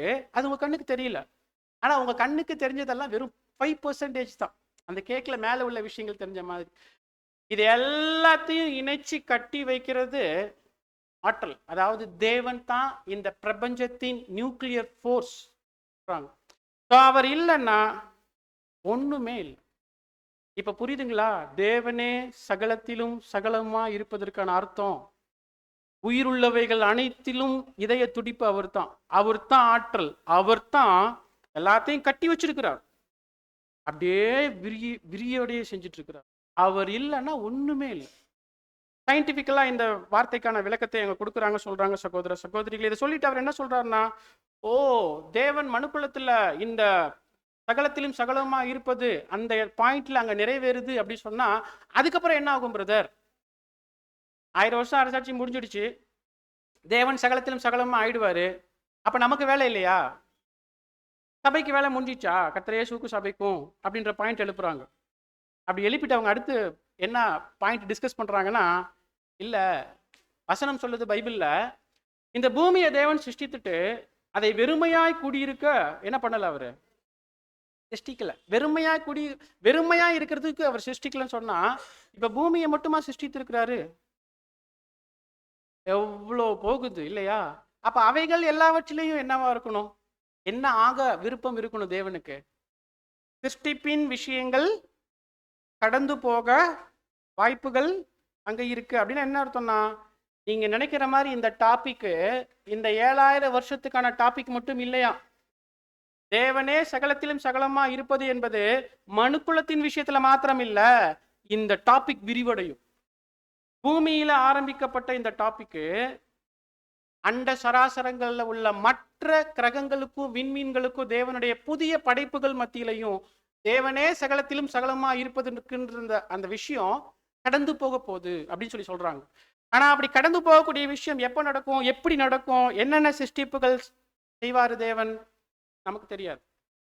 ஏன்னா தேவன் பத்தி பேசும்போது பைபிள்ல நமக்கு ஒரு வசனம் என்ன சொல்லுதுன்னா, யோவான் 17:3 என்ன வாசிக்கிறோம்? Very good. இது நம்ம மறக்க முடியாத வசனம். தேவனை பத்தி அறியணும் அப்படின்னா என்ன தேவைப்படுது நமக்கு? நித்திய ஜீவன். நித்திய ஜீவன்னா என்ன அர்த்தம்? எப்படி புரிஞ்சிருக்கிறீங்க இத? இல்ல, நித்திய ஜீவன்னா என்ன அர்த்தம்? முதல்ல நீங்க அதுக்கு விளக்க சொல்லுங்க, நான் அப்புறம் கேள்வி கேட்கிறேன்.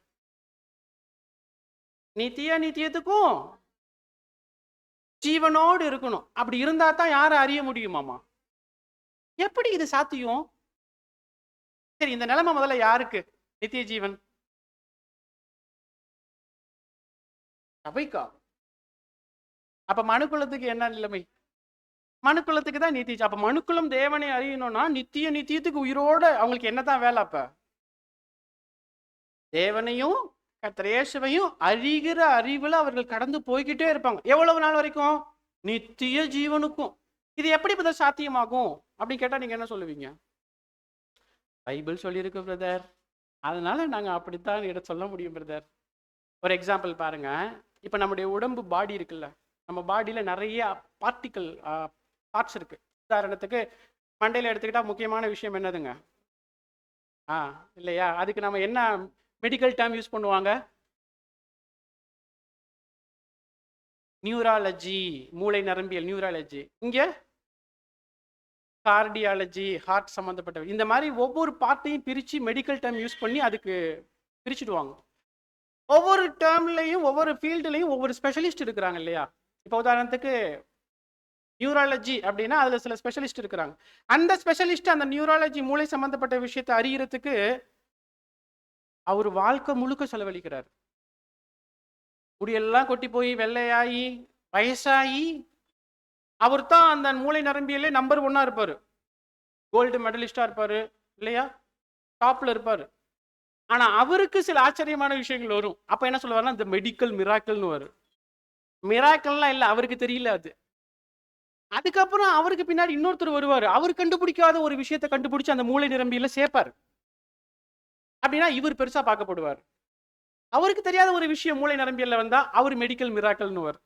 இப்படியே மனுஷங்க ஏமாத்திக்கிட்டே இருப்பாங்க நம்மள. ஆனா உண்மை என்னன்னா, அவங்களுடைய மூளையில அதனுடைய அறிவு இன்னும் முழுசா போகலன்றதா அர்த்தம். பாயிண்ட் என்னன்னா, ஜஸ்ட் ஒரு தேவனுடைய மனிதனுடைய உடல் உறுப்புல ஒரு உறுப்பு தான் மூளை. அந்த மூளையை பற்றின ஒரு முழுமையான அறிவுக்கே மனுஷனுடைய வாழ்க்கை பத்த மாட்டேங்குது. செத்து போயிடுறாரு மனுஷன். அதுக்கப்புறம் இன்னொரு மனுஷன் வந்து அதை கண்டுபிடிக்கிறாரு, அவரும் செத்து போயிடுறாரு அரைக்குறையா. இன்னொரு மனுஷன் வந்து அந்த மூளையை பத்தி இன்னொரு கண்டுபிடிக்கிறாரு. அப்படின்னா ஜஸ்ட் சிருஷ்டிப்பை கண்டுபிடிக்கிறதுக்கே மனுஷனுடைய வாழ்க்கை பத்த மாட்டேங்குதுன்னா, ஜஸ்ட் ஒன்ன சொன்ன மூளையை மட்டும் எவ்வளவு பார்ட்ஸ் இருக்கு? அப்ப தேவன் சிருஷ்டிகரை பத்தி சிந்திக்கணும், தெரிஞ்சுக்கணும், அறிஞ்சுக்கணும்னா வாழ்க்கை பத்துமா? அதுதான் வசனம். அப்படின்னா நித்திய ஜீவன். இப்ப அடுத்த பாயிண்ட் பிரதர், அது மனுஷனுக்கு தான், மனுக்குலத்துக்கு தான் நித்திய ஜீவன் தேவை. நாம எங்க போறோம்? அழியாமைக்குள்ள போறோம் பிரதர். அப்ப நமக்கு தேவன் பத்தி எல்லாம் தெரிஞ்சிடும், முழுசா தெரிஞ்சிடும். சொல்லிடலாமா? சொல்ல முடியுமா? பிரதர்ஸ்க்கு என்ன சொல்றாங்கன்னா, நீங்க அழியாமைக்குள்ளேயே போயிருந்தாலும் உங்களால தேவன் என்ன பண்ண முடியாது, முழுசா புரிஞ்சுக்கணும். என்ன சொல்றாங்கன்னா, அவர் என்றைக்கும் வெளிப்படுவார், என்றென்றும் வெளிப்படுவார், என்றென்றும் வெளிப்படுவார் சொல்லிக்கிட்டே இருக்கிறாங்க.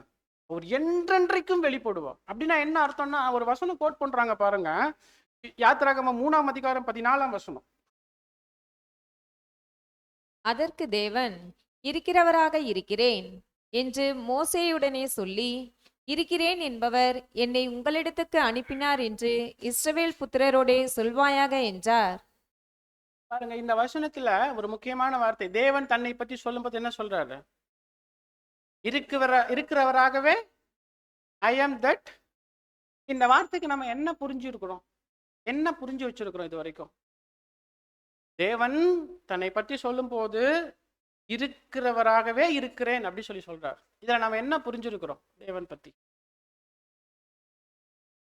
ஆமாம் பிரதர், அவர் இருக்கிறவராகவே தான் அப்பயும் இருக்கிறாரு, இப்பயும் இருக்கிறாரு, எப்பயுமே இருப்பாரு பிரதர். அதனால அவர் இருக்கிறவராகவே இருக்கார் பிரதர்.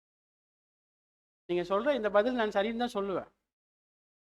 ஆனா இது மட்டும் நம்ம சொல்லிட முடியாது. ஒரு ஆழமான விஷயங்கள் இதுக்குள்ள என்ன பண்ணப்பட்டிருக்கு, வைக்கப்பட்டிருக்கு. நல்லா யோசிச்சு பாருங்க. தேவன் பத்தி சிந்திக்கும் போது முதல்ல தேவனுடைய ஞானம் பத்தி நீங்க புரிஞ்சுக்கும் போது, தேவனுடைய வல்லமை பத்தி புரிஞ்சுக்கும் போது, தேவனுடைய அன்பு பத்தி புரிஞ்சுக்கும் போது, தேவனுடைய நீதி பத்தி புரிஞ்சுக்கும் போது நீங்க என்ன உணர்ந்தீங்க? திரித்துவம் பாடம் கேட்டீங்களா? அதுல பிதாவாகிய தேவன் ஒரு கிளாஸ் எடுத்தாங்களா? அந்த கிளாஸ் கேட்டு முடியும் போது நீங்க எப்படி ஃபீல் பண்ணீங்க? அந்த அந்த கிளாஸ் கேட்டு முடிக்கும் போது ஒரு பாயிண்ட் சொல்லியிருப்பாங்க. ஒரு பெரிய கடலை காமிச்சு அதுல ஒரு காபி கப் எடுத்து, ஒரு காபி கப் எவ்வளவு பெருசு இருக்கும், நோண்டு, அதுல கடல்ல இருந்து மொண்டு இப்படி ஊத்துனோம்னா அதுல எவ்வளவு தண்ணி வரும்? இதுதான் நம்ம இந்த கிளாஸ்ல தேவனை பத்தி கத்துக்கிட்டது இல்லையா? ஆனா நம்ம அந்த மொண்டு கீழே ஊத்துனதை குடிக்கும் போதே எப்படி இருந்துச்சு நமக்கு? தேவன் பத்தி முதல்ல தெரிஞ்சுக்கும் போது ஒரு பிரமிப்பு, ஒரு ஆச்சரியம், ஒரு பயம், ஒரு அன்பு கலந்த மரியாதை, ஒரு மூளை ஸ்தம்பிக்கப்படக்கூடிய உணர்வு. உணர்ந்தீங்களா? உணரலையா? நான் உணர்ந்தேன், நான் ஒத்துக்கிறேன். நீங்களும் உணர்ந்திருப்பீங்கன்னு நம்பி நான் இதை பேசுறேன். உணர்ந்தோம். தேவன் முதல்ல தெரிஞ்சுக்க அறிஞ்சிக்க முயற்சிக்கும் போது இப்படிப்பட்ட உணர்வுகளால் ஆட்கொள்ளப்பட்டோம். அது அப்ப மட்டும் நினைக்காதீங்க, எப்போதும் அந்த உணர்வுகளுக்குள்ள தான் ஆட்கொள்ளப்படுவீங்க. தேவன் பத்தி எப்ப தெரிஞ்சுக்கும் போதும். இதுதான் பாயிண்ட். இருக்கிறவராகவே இருப்பார்னா நீங்க எப்போ பத்தி தேவனை தியானிச்சாலும் அறிஞ்சிக்க முயற்சி எடுத்தாலும் உங்களுக்கு முதல்ல பிரமிப்பு வரும், ஆச்சரியம் வரும், ஒரு பயம் வரும், பயம் கலந்த மரியாதை வரும், அன்பு வரும், உங்க மூளை ஸ்தம்பிக்கும். இந்த உணர்வுகளால நீங்க ஆட்கொள்ளப்படுவீங்க. ஏன்னா தேவன் பத்தி தெரிஞ்சுக்கிறீங்க. தேவன் அப்படித்தான் இருப்பார். அப்ப இருந்தாரு பிரதர், அதுக்கப்புறம் எனக்கு அந்த உணர்வுக்குள்ளே அப்படிலாம் இல்லை. இருக்கிறவராகவே இப்படிப்பட்ட உணர்வுகளால தான் ஆட்கொள்ளப்படுவீங்க. தேவன் பத்தி பேசும்போது, தேவன் பத்தி தெரிஞ்சுக்கும் போது, அறிஞ்சிக்கும் போது. அப்படின்னா என்ன சொல்ல வரோம்னா சகோதர சகோதரிகளே, நாமும் வரையறுக்க முடியாது தேவன் பத்தி. இவ்வளவுதான், நான் அழியாமைக்குள்ள போயிட்டேன், தேவனை பத்தி முழுசா தெரிஞ்சுக்குவேன், அவருடைய திட்டத்தை பத்தி முழுசா புரிஞ்சுடும் எனக்கு, அப்படின்லாம் இல்லை. என்ன சொல்றாங்கன்னா, அவர் என்றைக்கும் வெளிப்பட்டுக்கிட்டே இருப்பார் ஆச்சரியமான காரியங்கள் மூலமா. சகோதர சகோதரிகளே, ஸோ இதை சொல்லிட்டு அவங்க என்ன சொல்றாங்கன்னா, பட் நமக்கு என்ன ஒரு பாயிண்ட், நமக்கு என்ன ஒரு ஆசீர்வாதம்னா, இப்படிப்பட்ட தேவனை மற்ற கிரகங்கள்ல மற்ற புதிய படைப்புகள் மத்தியில இப்படிப்பட்ட தேவனை விரிவடைய செய்யக்கூடிய, சகலத்திலும் சகலமுமா ஆக்குவதற்குரிய வேலையை யார் செய்வதற்கு வாய்ப்பு கிடைச்சிருக்கு? உங்களுக்கும் எனக்கும். இதுதான் சப்ஜெக்டுடைய ஃபர்ஸ்ட் பகுதி. தேவனே சகலத்திலும் சகலமா இருப்பதற்குன்ற வார்த்தைக்கான அர்த்தம் இவ்வளோ விளக்கங்கள் கொடுக்கப்படுது சகோதர சகோதரிகள். இப்ப பாடத்தினுடைய அடுத்த பகுதி போகலாம். இது 2வது கொஸ்டின். சரி, மனுக்குலத்தின் வாழ்க்கையில தேவன் சகலத்திலும் சகலமா ஆகுவது ஃபியூச்சர்ல. கர்த்தர் இயேசுவுக்கு இதுதான் நோக்கம், தேவனை சுப்ரீம் ஓவராலா மாத்தணும் மனுக்குலத்தினுடைய விஷயத்துல. கர்த்தர் இயேசுவின் வாழ்க்கையில தேவன் அவருக்கு சகலத்திலும் சகலமா இருந்தாரா? கர்த்தர் இயேசுவினுடைய வாழ்க்கையில தேவன் அவருக்கு சகலத்திலும் சகலமா இருந்தாரா அப்படின்னு கேட்டா, நீங்க இருந்தாருன்னு ஓப்பனா டக்குன்னு பதில் சொல்லிட்டீங்க. ஆனா பிரதர்ஸ்ங்க அப்படி டக்குன்னுலாம் பதில் சொல்லல. அவங்க ஒண்ணா பாயிண்டா எடுத்து விளக்க ஆரம்பிக்கிறாங்க. ஆமா, கர்த்தர் இயேசு அப்படின்னு சொல்லிட்டாலே அவருக்கு ஒரு 3 விஷயங்கள் இருக்கு. முதலாவது சொல்லும் போது சகோதர சகோதரிகள், லோகாஸ். இப்ப தேவனே சகலத்திலும் சகலமா இருப்பதுன்ற வார்த்தைக்கு மீனிங் முதல்ல நீங்க மனசுல வச்சிருக்கணும். என்ன மீனிங், அதுக்கு அர்த்தம்? ஃபர்ஸ்ட் பாயிண்ட் என்ன? ஒரு 3 ஆங்கிள் கொடுத்தாங்கல்ல. ஃபர்ஸ்ட் பாயிண்ட் தொடர்பு, நேரடி தொடர்பு. 2வது தன்னிறைவு. 3வது இப்ப கர்த்தருடைய வாழ்க்கையில அது இருக்குதா செக் பண்ணி பார்க்கணும். ஃபர்ஸ்ட் லோகாஸா இருந்த போது யோவான் 1:1 என்ன படிக்கிறோம்? ஆதியிலே வார்த்தை இருந்தது, அந்த வார்த்தை தே தேவனோடு இருந்தது. தேவனா இருந்ததுன்னா பாடம் வேற. தேவனோடு இருந்தது அப்படின்னா அந்த அந்த அந்த பிணைப்பு பத்தி பேசுதா? தேவனோடு இருந்தது அப்படின்னா அந்த நெருக்கம், அந்த தொடர்பு, நேரடியான ஒரு பிணைப்பு, அதை பத்தி பேசுது வசனம். அந்த வார்த்தை தேவனோடு இருந்தது.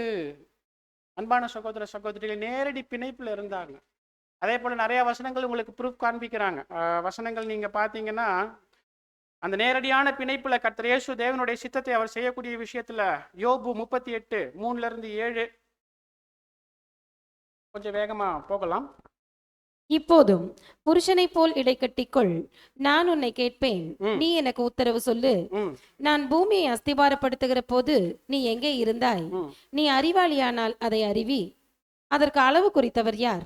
அதன் மேல் நூல் போட்டவர் யார்? இதை நீ அறிந்திருந்தால் சொல்லு. அதன் ஆதாரங்கள் எதின்மேல் போடப்பட்டது? அதன் கோடிக்கல்லை வைத்தவர் யார்? அப்பொழுது விடியற்காலத்து நட்சத்திரங்கள் ஏகமாய் பாடி தேவபுத்திரர் எல்லாரும் கெம்பீரித்தார்களே. பாருங்க, விடியற் காலத்து நட்சத்திரங்கள் ஏகமாய் பாடி. யார் அந்த விடியற் காலத்து நட்சத்திரம்? வெளிப்படுத்தின விசேஷம் 22:16. சபைகளில் இவைகளை உங்களுக்கு சாட்சியாக அறிவிக்கும்படிக்கு இயேசுவாகிய நான் என் தூதனை அனுப்பினேன்.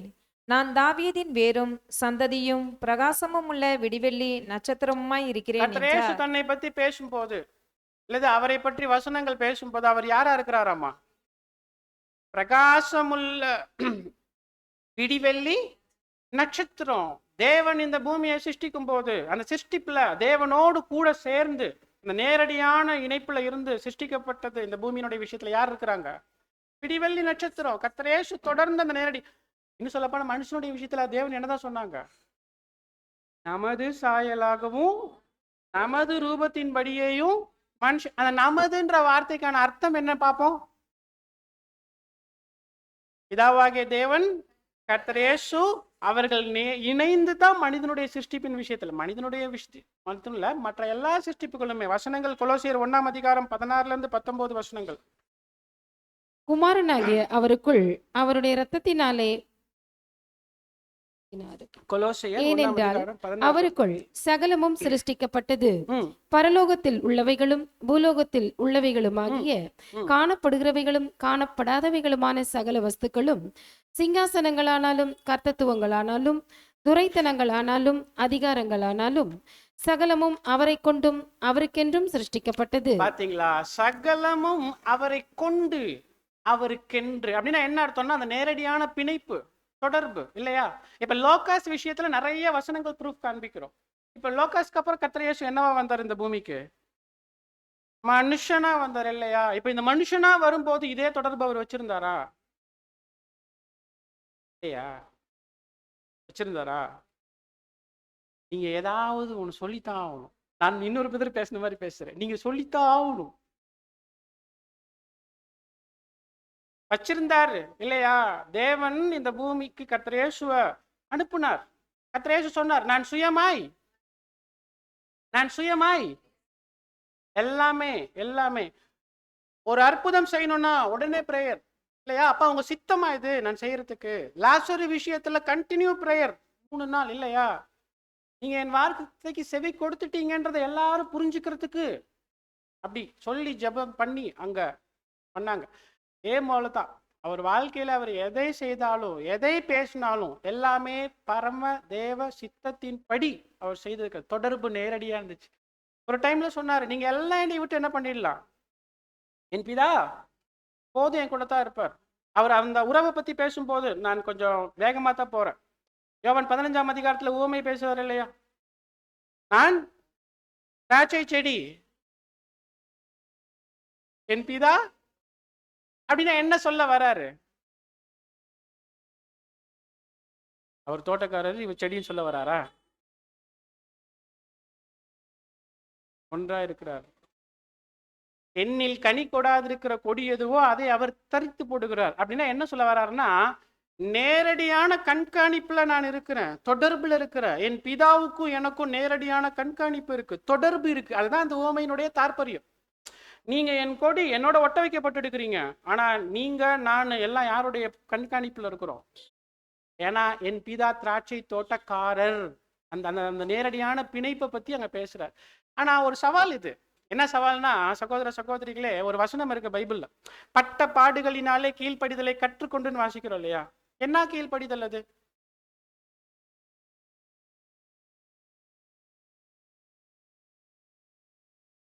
நீங்க எல்லாம் கேட்ட பாயிண்ட் தான், ஆனா கேள்வி கேட்ட அமைதியா இருப்பீங்கன்றது எனக்கு தெரியும். யோசிச்சு சொல்லுங்க. அப்ப அதுக்கு முன்னாடி அவர் கீழ்ப்படிதல் கற்றுக்கொள்ளவே இல்லையா லோகாசா இருந்த போது? என்ன டிஃப்ரெண்ட்? மனுஷனா வரும்போது பாடுகளை பட்டும்போது கீழ்ப்படிதலை கற்றுக்கொள்றதுக்கும் லோகாசா இருந்த போது கீழ்ப்படிதல் காண்பிச்சதுக்கும்? வெரி குட், அதான் பாயிண்ட். அது எல்லாமே சாதகமான சூழல், இது எல்லாமே பாதகமான சூழல். லோகாசா இருந்த போது தேவன் அவருக்கு சகலத்திலும் சகலமா இருந்தார், கரெக்ட், நேரடி தொடர்புல இருந்தார், சாதகமான சூழல். ஆனா இப்ப செக் பண்றார் தேவன், பூமிக்கு அனுப்பி, என்கிட்ட தொடர்புல நேரடியாக இருக்க முடியுமா? பாதகமான சூழல் அது. உங்க வாழ்க்கையில நான் சகலத்திலும் சகலமா இருக்கிறேனா? சும்மாலாம் இருக்க முடியாது, நிறைய சோதனைகள் வரும். 3 வருஷமும் சோதனை தான் என்னோடு நீங்க தொடர்புல இருக்கிறது கட் ஆகிறதுக்கு. உங்களை மாதிரி என்ன மாதிரி இப்போ உங்க வாழ்க்கையில என்னுடைய வாழ்க்கையில கண்டினியூவா தேவன்கிட்ட தொடர்பு இருக்கா? அவர் கையை பிடிச்சி இழுத்து பக்கத்துல வச்சாலும் கொஞ்சம் இருங்க நான் போயிட்டு வரேன் அப்படின்னு தொடர்பை விட்டுட்டு போற ஆளு நம்ம தானா?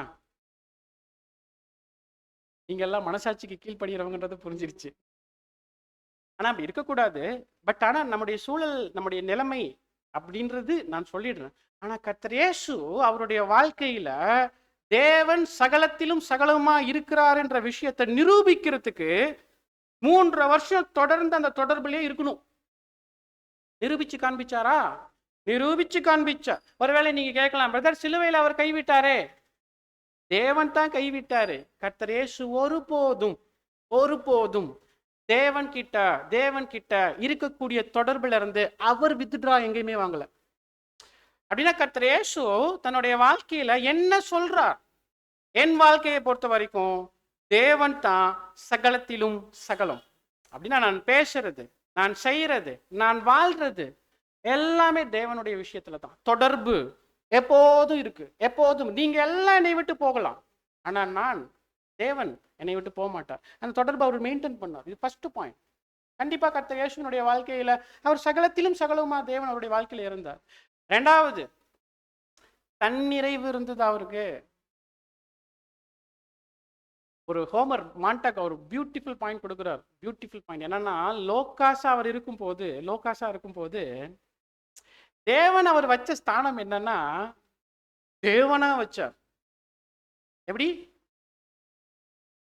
தேவன் போய் நின்று ஒரு இடத்துல ஒண்ணு பேசணும்னா யார் போய் பேசுவா? வார்த்தை போய் பேசும் இல்லையா? ஆனா வார்த்தை ஒருபோதும் தேவனா மாறுறதுக்கு விரும்பல. கண்டிப்பாவா? வசனம் என்ன சொல்லுது? அவருக்கு நீங்க வாசிச்ச அதே விசுவாசம் தான் நினைக்கிறேன். தேவனுக்கு சமமா இருப்பதை கொள்ளையாடின பொருளாக எண்ணாமல். இன்னைக்கு விசுவாச பிரமாணம் தான் பாடம், அதுல இருந்து சில பாயிண்ட்ஸ் எல்லாம் வந்துகிட்டு இருக்கு. அப்படின்னா தேவன் போலத்தான் தேவன் அவரை வச்சாரு. ஆனா இவரு ஒருபோதும் தேவனுக்கு சமமா இருக்கணும்னு எண்ணல. அப்படி எண்ணுவதை கொள்ளையாடினது நினைச்சிட்டார். அப்படி நினைக்க கூடாது. தேவன் என்னை வச்சிருக்கிறாரு, பட் நான் ஒருபோதும் எந்த ஸ்தானத்தை எடுக்கக்கூடாது. ஆனா இதே ஸ்தானத்துக்கு இன்னொருத்தர் ஆசைப்பட்டாரா? நான் தேவனுக்கு அவருடைய பர்வதங்களுக்கு மேல சிங்காசனத்தை போடுவேன்.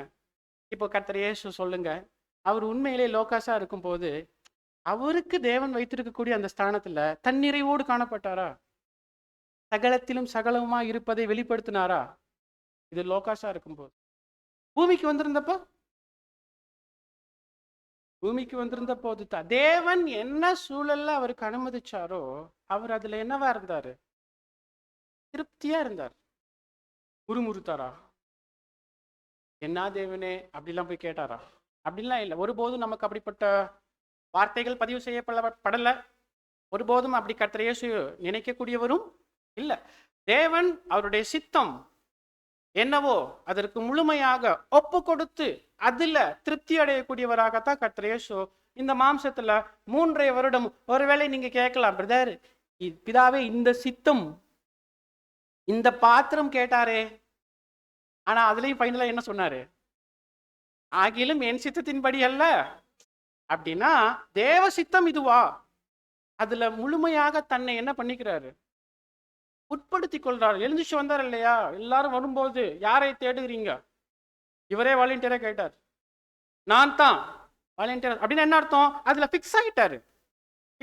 சகோதர சகோதரிகளே, கர்த்தர் இயேசு தன்னுடைய 3 வருஷ வாழ்க்கையில தேவன் சகலத்திலும் சகலமா இருப்பதை நிரூபித்து காண்பிச்சார். உங்க வாழ்க்கையில என் வாழ்க்கையில தேவன் இதை சோதிப்பாருங்க. இது அதுதான் 3வது பார்ட்டு. ஆனா போறதுக்கு முன்னாடி கர்த்தருடைய வாழ்க்கையில தேவன் சோதித்து பார்த்தார். உங்க வாழ்க்கையில நான் எல்லாவற்றிலும் எல்லாமாக இருக்கிறேனா? கர்த்தர் நிரூபித்து காண்பிச்சார். உங்க வாழ்க்கையில என் வாழ்க்கையில தேவன் சோதிக்க விரும்புகிறார். என் மகனே, என் மகளே, உங்க வாழ்க்கையில தேவனாகிய நான் சகலத்திலும் சகலவுமா இருக்கிறேனா? சோதிப்பார். ஒரே பேரான குமாரனுக்கே சோதனை போச்சுன்னா நீங்களும் நானும் ஏமாத்துறதுக்கு இல்ல, நீங்களும் நானும் குமாரன் போல மாறணும்னா கண்டிப்பா இந்த பாதையில இப்படிப்பட்ட அனுபவங்களுக்குள்ள போகணும். அதுதான் குமாரனுடைய அடிச்சுவடுகள் என்று நம்ம பார்க்கிறோம். பியூட்டிஃபுல்லான ஒரு தாட் ரிக் பிரதர் கொடுப்பார். நம்ம ரிக் கன்னிகாம் பிரதர் அந்த பட்ட பாடுகளினாலே கீழ்ப்படிதலை கற்றுக்கொண்டுன்னு சொல்லும் போது, ஏன் தேவன் இப்படிப்பட்ட ஒரு பாடுகள் வழியா கீழ்ப்படிதலை கர்த்தர் இயேசு கொடுக்கணும்னா உங்களுக்காகவும் எனக்காகவும் தானா? உங்களுக்காகவும் எனக்காகவும் தான் அவர் அப்படிப்பட்ட பாடுகளுக்குள்ள போய் கீழ்ப்படிதலை கற்றுக்கொள்ளது தேவ சித்தமா இருந்துச்சு. ஏன்னா அவரு அந்த பாடுகள் வழியா உள்ள நுழைஞ்சி வந்து நிற்கும் போதுதான் நீங்களும் நானும் அந்த பாடுகளுக்குள்ள போகும்போது அவர் நமக்கு என்ன பண்ண முடியும்? கற்றுக் கொடுக்க முடியுமா? கேபபிள் பர்சனா மாறுவார்.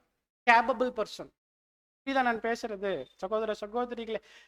அதுக்குத்தான் அந்த பாடுகள் வழியாக கர்த்தர் இயேசுவை கீழ்ப்படிதல் கற்றுக்க வச்சாராமா. உங்களுக்காகவும் எனக்காகவும் தான். சகோதர சகோதரிகளே, என்ன சொல்ல வர்றோம்? கர்த்தர் இயேசுவின் வாழ்க்கையில தேவன் சகலத்திலும் சகலமா இருந்தார் என்பது தான் நிஜம், உண்மை.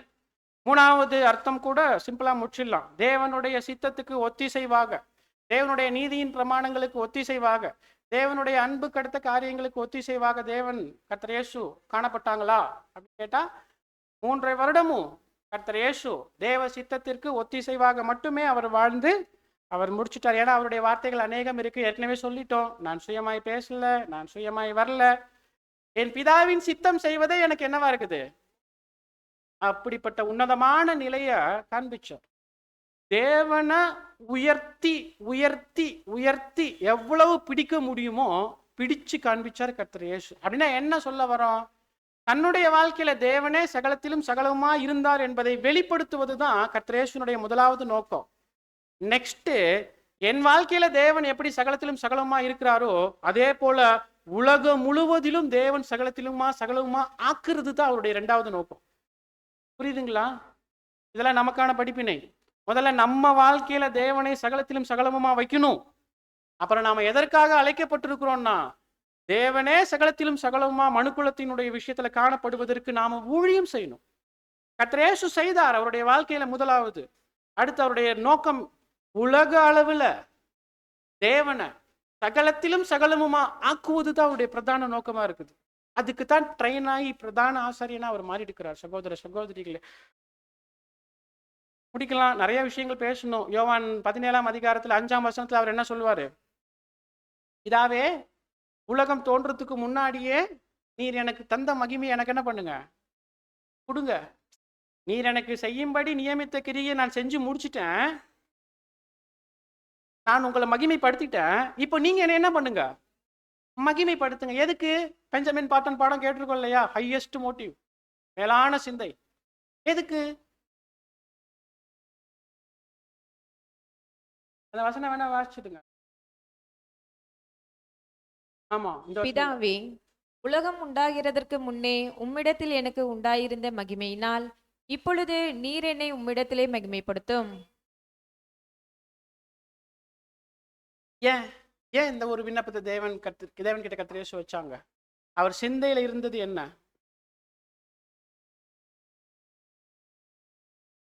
ஓகே,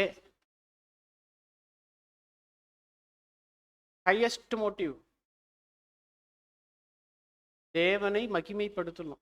அவர் என்ன சொல்றாருன்னா இந்த விண்ணப்பத்துல, அப்பா உங்களை மகிமைப்படுத்துவதற்கு இந்த பூமியில எனக்கு ஒரு வாய்ப்பு கொடுத்தீங்க. நான் பூமிக்கு வந்தேன். இந்த 3 வருஷம் முடிவில் எடுத்த பிரேயர் இது. முடிஞ்ச அளவுக்கு உங்களை நான் இந்த பூமியில என்ன பண்ணிட்டேன்? மகிமைப்படுத்திட்டேன். ஃபைனல் நான் இப்ப மறிக்க போறேன். ஆனா மறிச்சுட்டா என்னை அப்படியே விட்டுடாதீங்க. நான் மறுபடியும் உங்களை மகிமைப்படுத்தணும். எங்க வந்து? பரலோகம் வந்து. ஆனா நான் பரலோகம் வர்றது என் கையில இல்ல. நீங்க தான் என்னை என்ன பண்ணணும்? மகிமைப்படுத்தணும். எனக்கு அழியாமையெல்லாம் வேண்டாம். உலகம் உண்டாகிறதுக்கு முன்னாடி உங்க கூட நான் இருந்தேன்ல, அந்த பழைய லோகாஸ் நிலைமை, அது கொடுத்தா போதும். நான் அங்க வந்து என்ன பண்ணுவேன் உங்களை? இதுதான் ஹையஸ்ட் மோட்டிவ். பெஞ்சமின் பார்டன் அந்த பாடத்துல இந்த வசனத்துக்கு அந்த தாட்டு எழுதுறாரு. ரொம்ப ஆச்சரியமா இருந்துச்சு. முதல்ல இந்த பாடம் வந்து நம்ம தியானிக்கும் போது சகோதர சகோதரிகளே. சரி, இப்ப நம்ம கடந்து போகலாம். 3வது விஷயம், பார்ட் 3. நான் கொஞ்சம் வேகமா போறேன். நம்ம பாட்டு வந்து சுருக்கத்தான் செய்ய முடியும். என்னன்னா, இப்போ நம்முடைய வாழ்க்கையில தேவன் சகலத்திலும் சகலமா இருக்கிறாரா அப்படின்றத நாம செக் பண்ணணும் சகோதர சகோதரிகளே. இப்போ சகோதரர்கள் அருமையாக நம்முடைய பாட்டுக்கு ஆரம்பிக்கிறாங்க. 3rd part. சகோதரர்கள் வந்து கிட்டத்தட்ட ஒரு 4 கொஸ்டின் ரெடி பண்றாங்க. ஆனா அந்த 4 கொஸ்டின் நம்மளை வந்து பார்க்க முடியாது. அந்த ஃபுல் பேனலையும் 3 பார்ட்டா பிரிச்சுட்டு ஃபைனல் பார்ட், உங்களுடைய என்னுடைய வாழ்க்கையில தேவன் சகலத்திலும் சகலமா இருக்கிறாரா என்ற ஒரு கேள்வியை எழுப்பினோம். அப்படி தேவன் நம்முடைய வாழ்க்கையில சகலமா இருக்கிறதுக்கு நாம என்ன செய்யணும்? இதுதான் பாயிண்ட். நடைமுறை வாழ்க்கையில, நம்முடைய வாழ்க்கையில தேவனே சகலத்திலும் சகலமா இருப்பது ஆக்குவது எப்படி? நாம என்ன செய்யணும்? இதுதான் வந்து இந்த 3rd பார்ட்டுடைய கோணம். சரி, இப்ப நீங்க என்ன நினைக்கிறீங்க? நீங்க சொல்லுங்க. நம்முடைய வாழ்க்கையில தேவனை சகலத்திலும் சகலமா ஆக்குறதுன்னா என்ன அர்த்தமா இருக்கும்?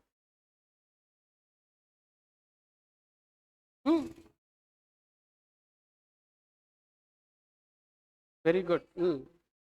அவரையே சார்ந்திருக்கு. ஹோமர் அவர் தான் ஒரு பியூட்டிஃபுல் தாட் கொடுக்குறாரு ஃபர்ஸ்ட் எடுத்தோடனே. இப்போ ஃபர்ஸ்ட் தேவனே சகலத்திலும் சகலமா இருப்பதற்குன்ற வேர்டுக்கு என்ன மீனிங் பார்த்தோம்? நீங்க சொல்லுங்க. நாம தேவன்கிட்ட நேரடியான தொடர்பில் இருக்கிறோமா? ஃபர்ஸ்ட் பாயிண்ட் என்னன்னா, நாம இன்னைக்கு தேவன்கிட்ட நேரடியான தொடர்பு என்பது வைப்பதற்கு சாத்தியம் இல்லை. ஏன்னா நாம எல்லாம் எப்படி இருக்கிறோம்? விழுந்து போன நிலைமையில இருக்கிறோம். நமக்காக ஏற்பாடு பண்ணப்பட்டவர் தான் யாரு? கர்த்தர் இயேசு. அதாவது நாம ஏறெடுக்கக்கூடிய ஜபங்களாக இருக்கட்டும், நாம செலுத்தக்கூடிய பலிகளாக இருக்கட்டும், எல்லாமே ஒரு ஆசாரியன் வழியாகத்தான் கடந்து போகுது இல்லையா? கர்த்தர் இயேசு இல்லையா? ரெவலேஷன் 8th சாப்டர்ல அருமையா ஒரு பிக்சர் இருக்கும். அந்த புகை, ஜெபம், தூபம் எல்லாம் ஒருத்தர் எடுத்துக்கொண்டு போய் தேவ சமூகத்துல செலுத்துறார். என்ன அர்த்தம்னா, நம்முடைய ஜபங்கள், நம்முடைய தூபங்கள், பலிகள் நாம டைரக்டா தேவன்கிட்ட செலுத்துறதுக்கு தகுதியும் இல்லை. அவைகள் அதற்கு பரிசுத்தமானவைகளும் இல்லை. ஆனா கர்த்தர் வழியாக அது போகும்போது மட்டுமே அவைகள் தேவனால் அங்கீகரிக்கப்படவும், ஏற்றுக்கொள்ளப்படவும், பரிசுத்தமானவைகளாக மாற்றப்படவும் வல்லமை உள்ளது. அதனால தான் இந்த காலத்துல இந்த சகலத்திலும் சகலமா இருப்பதுன்ற வார்த்தை கர்த்தருக்குள்ள மட்டுமே நம்முடைய வாழ்க்கையில நடக்கும். ஆனா ஒரு காலம் வரும், மறந்துடாதீங்க. கொரிந்தியர்ல வசனம் இருக்கு, 1 கொரிந்தியர் 15:51.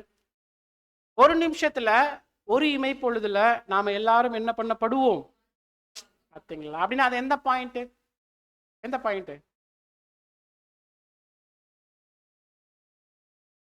என்ன பாயிண்ட்னு தெரியலன்னா அந்த பாயிண்ட்டுக்குள்ள நம்ம போக முடியாது. உயிர்த்தெழுதல், மகிமையாக்கப்படுதல். அல்லது நம்ம இந்த கண்ணை இங்க மூடி எங்க திறக்கிறது? மகிமையில திறக்கிறது. ஒரு நிமிஷத்துல, ஒரு இமை பொழுதுல. ஆனா உயிர்த்தெழுதலுக்கு பிற்பாடு கர்த்தர் இயேசு நமக்கு பரிந்து பேசுகிறவரா, மத்தியஸ்தரா இருப்பாரா? ஓ, என்ன பாயிண்ட் பாருங்க.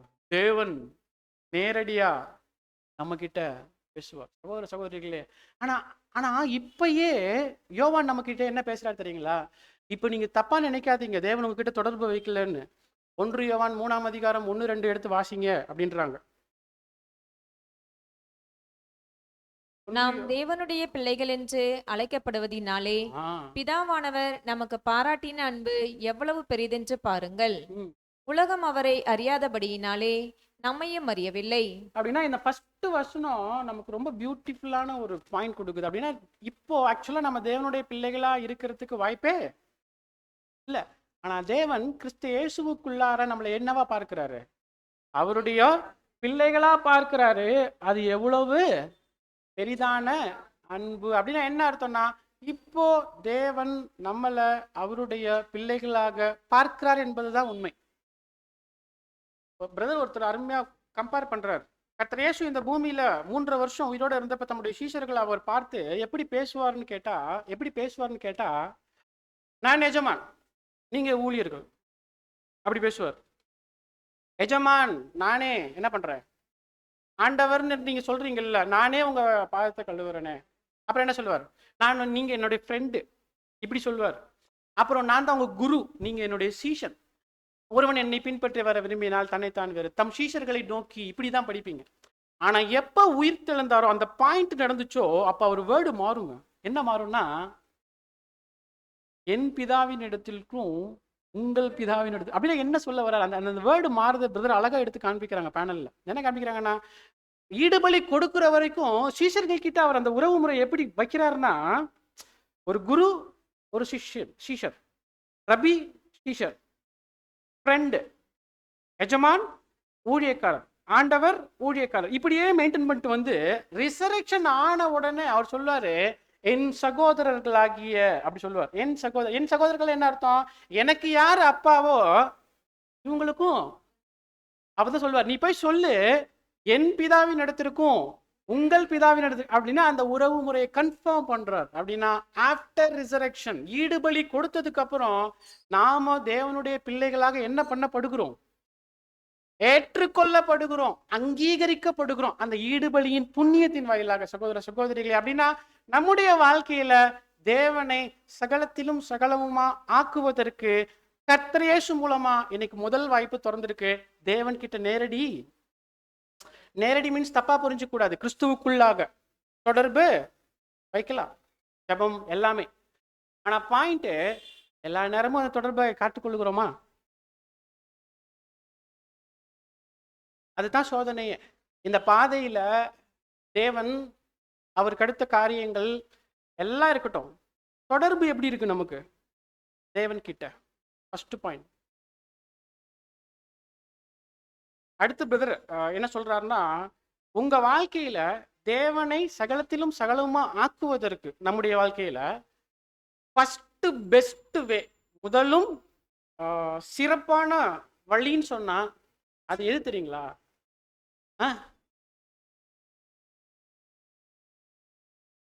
தேங்க்யூ.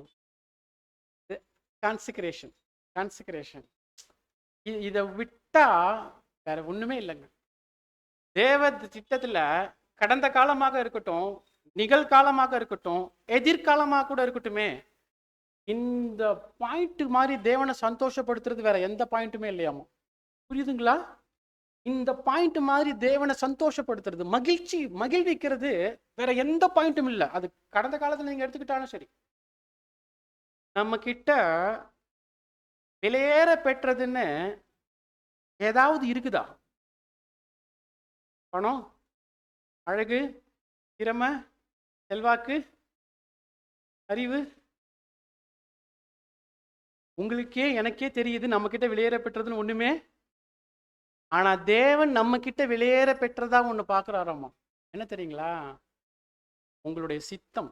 உங்களுடைய சித்தம்னா வில்.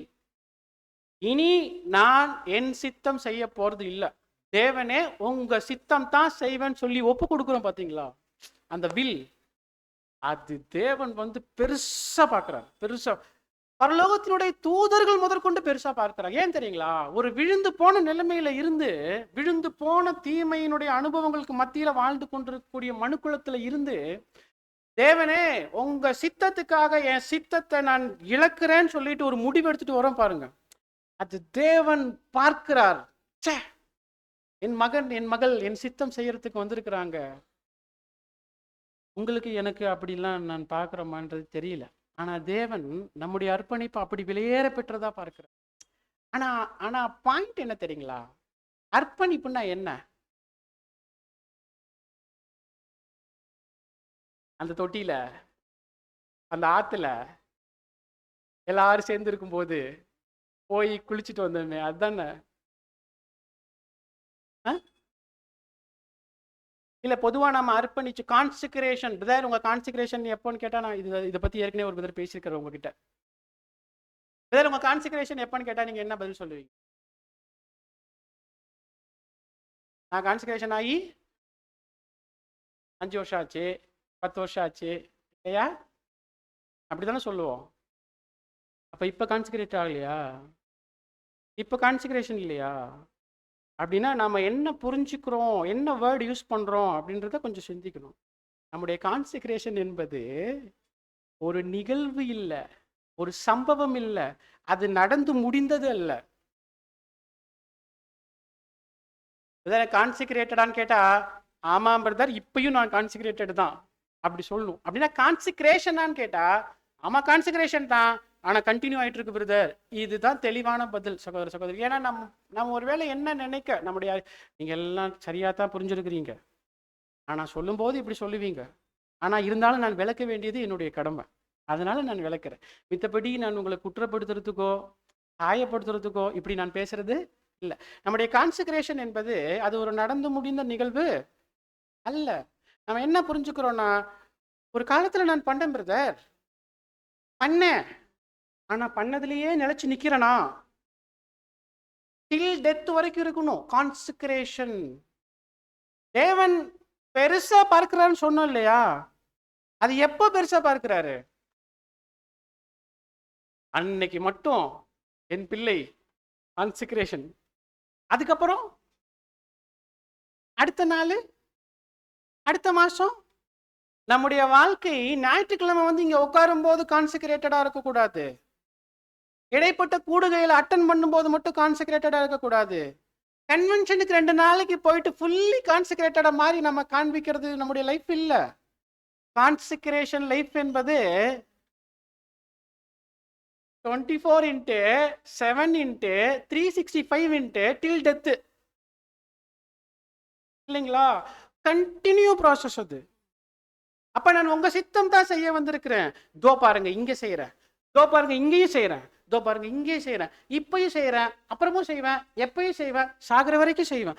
இதுதான் தேவன் பார்க்கிறார். இதுதான் தேவன் பார்வையில பெருசு. சகோதர சகோதரிகளே, ச்சே, என் மகன் என் மகள் என்னோட செய்து கொண்ட உடன்படிக்கைக்கு உண்மையா அவங்க சித்தத்தை வெறுத்துட்டு என் சித்தத்தை வாழ்க்கை முழுக்க செய்யறதுக்கு பிரயாசம் ஏறெடுக்கிறாங்க.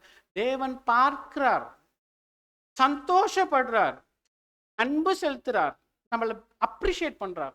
சகோதர சகோதரிகளே, இதுதான் வாழ்க்கை இல்லையா? சகோதர சகோதரிகளே, தேவன் விலையேற பெற்ற ஒரு விஷயமாக பார்க்கிறார்.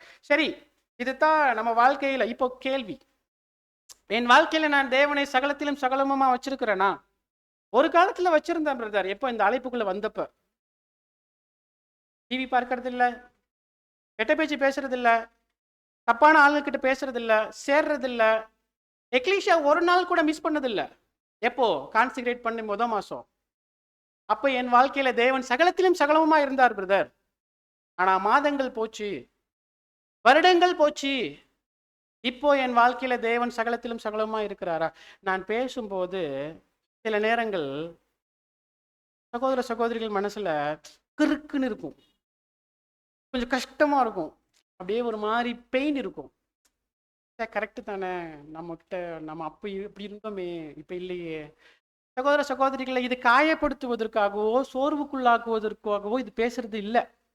நாம சுய பரிசோதனை செய்து கொள்வதற்கும் நம்முடைய ஆவிக்குரிய வாழ்க்கையை புதுப்பிச்சு மீண்டுமாக இந்த பாதையில உற்சாகமா பயணிக்கிறதுக்காக மட்டுமே பேசக்கூடிய வார்த்தைகள் தான். மித்தபடி நீங்க என்ன எடுத்துடக்கூடாதுன்னா, நெகட்டிவா ஒருபோதும் நீங்க என்ன பண்ணிடக்கூடாதுன்னா ஃபீல் பண்ணிடக்கூடாது. ஒரு எக்ஸாம்பிள் நம்ம சொல்லுவோம் என்னன்னா, இப்போ நம்ம வீட்டில் நம்முடைய சின்ன குழந்தைங்க இருக்கும். குழந்தைங்க ஏதாவது ஒரு தவறு ஏதோ பண்ணும்போது நம்ம என்ன பண்ணுவோம்? திட்டுவோம் இல்லையா? நம்ம எதுக்கு திட்டுறோம்? ஆனா அது திட்டு கேட்டுட்டு போய் மூஞ்சி உம்முன்னு வச்சுக்கோம். அந்த உம்முன்னு வச்சிருக்க மூஞ்சை பார்த்தா நமக்கு எப்படி இருக்கும்? ஆமா. பட் ஆக்சுவலா நம்ம அந்த மாதிரி இருக்கிறதுக்காக திட்டல இல்லையா? இந்த மாதிரி தான் தேவன் நம்ம கிட்ட டீல் பண்றார். தேவன் நம்முடைய தவறுகளை, நம்முடைய அந்த பலவீனங்களை, அல்லது நாம வாழ வேண்டிய வாழ்க்கையை குறித்து நமக்கு உணர்த்தும் போது நமக்கு அது ஒருவேளை ஒரு கடினமான விஷயங்கள் மோகம் சின்னதா போயிடும்.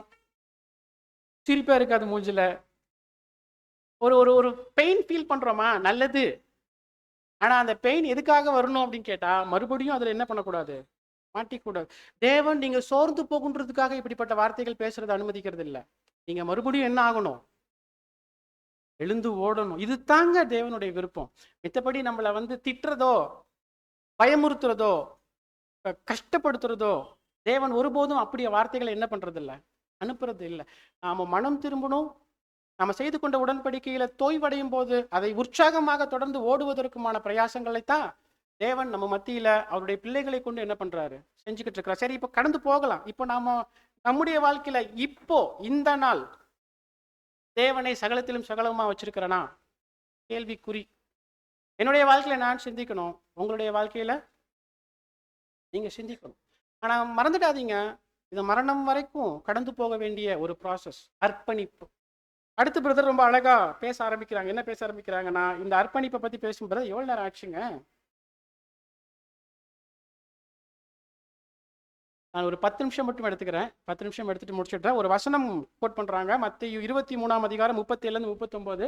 இதை நீங்க படிக்கிறதுக்கு லூக்கால படிச்சுங்க. லூக்கா 10:27.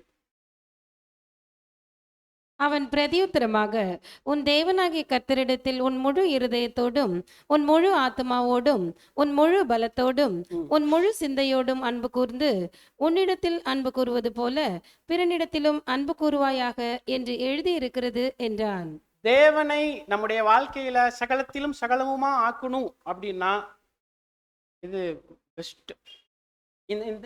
இந்த கற்பனைக்கு 2 கற்பனையுமே ஒண்ணா ஒரே வசனத்துல இருக்கும். இந்த லூக்கால மட்டும் இல்லைங்களா? நம்ம பார்க்கிறோம் இல்லையா?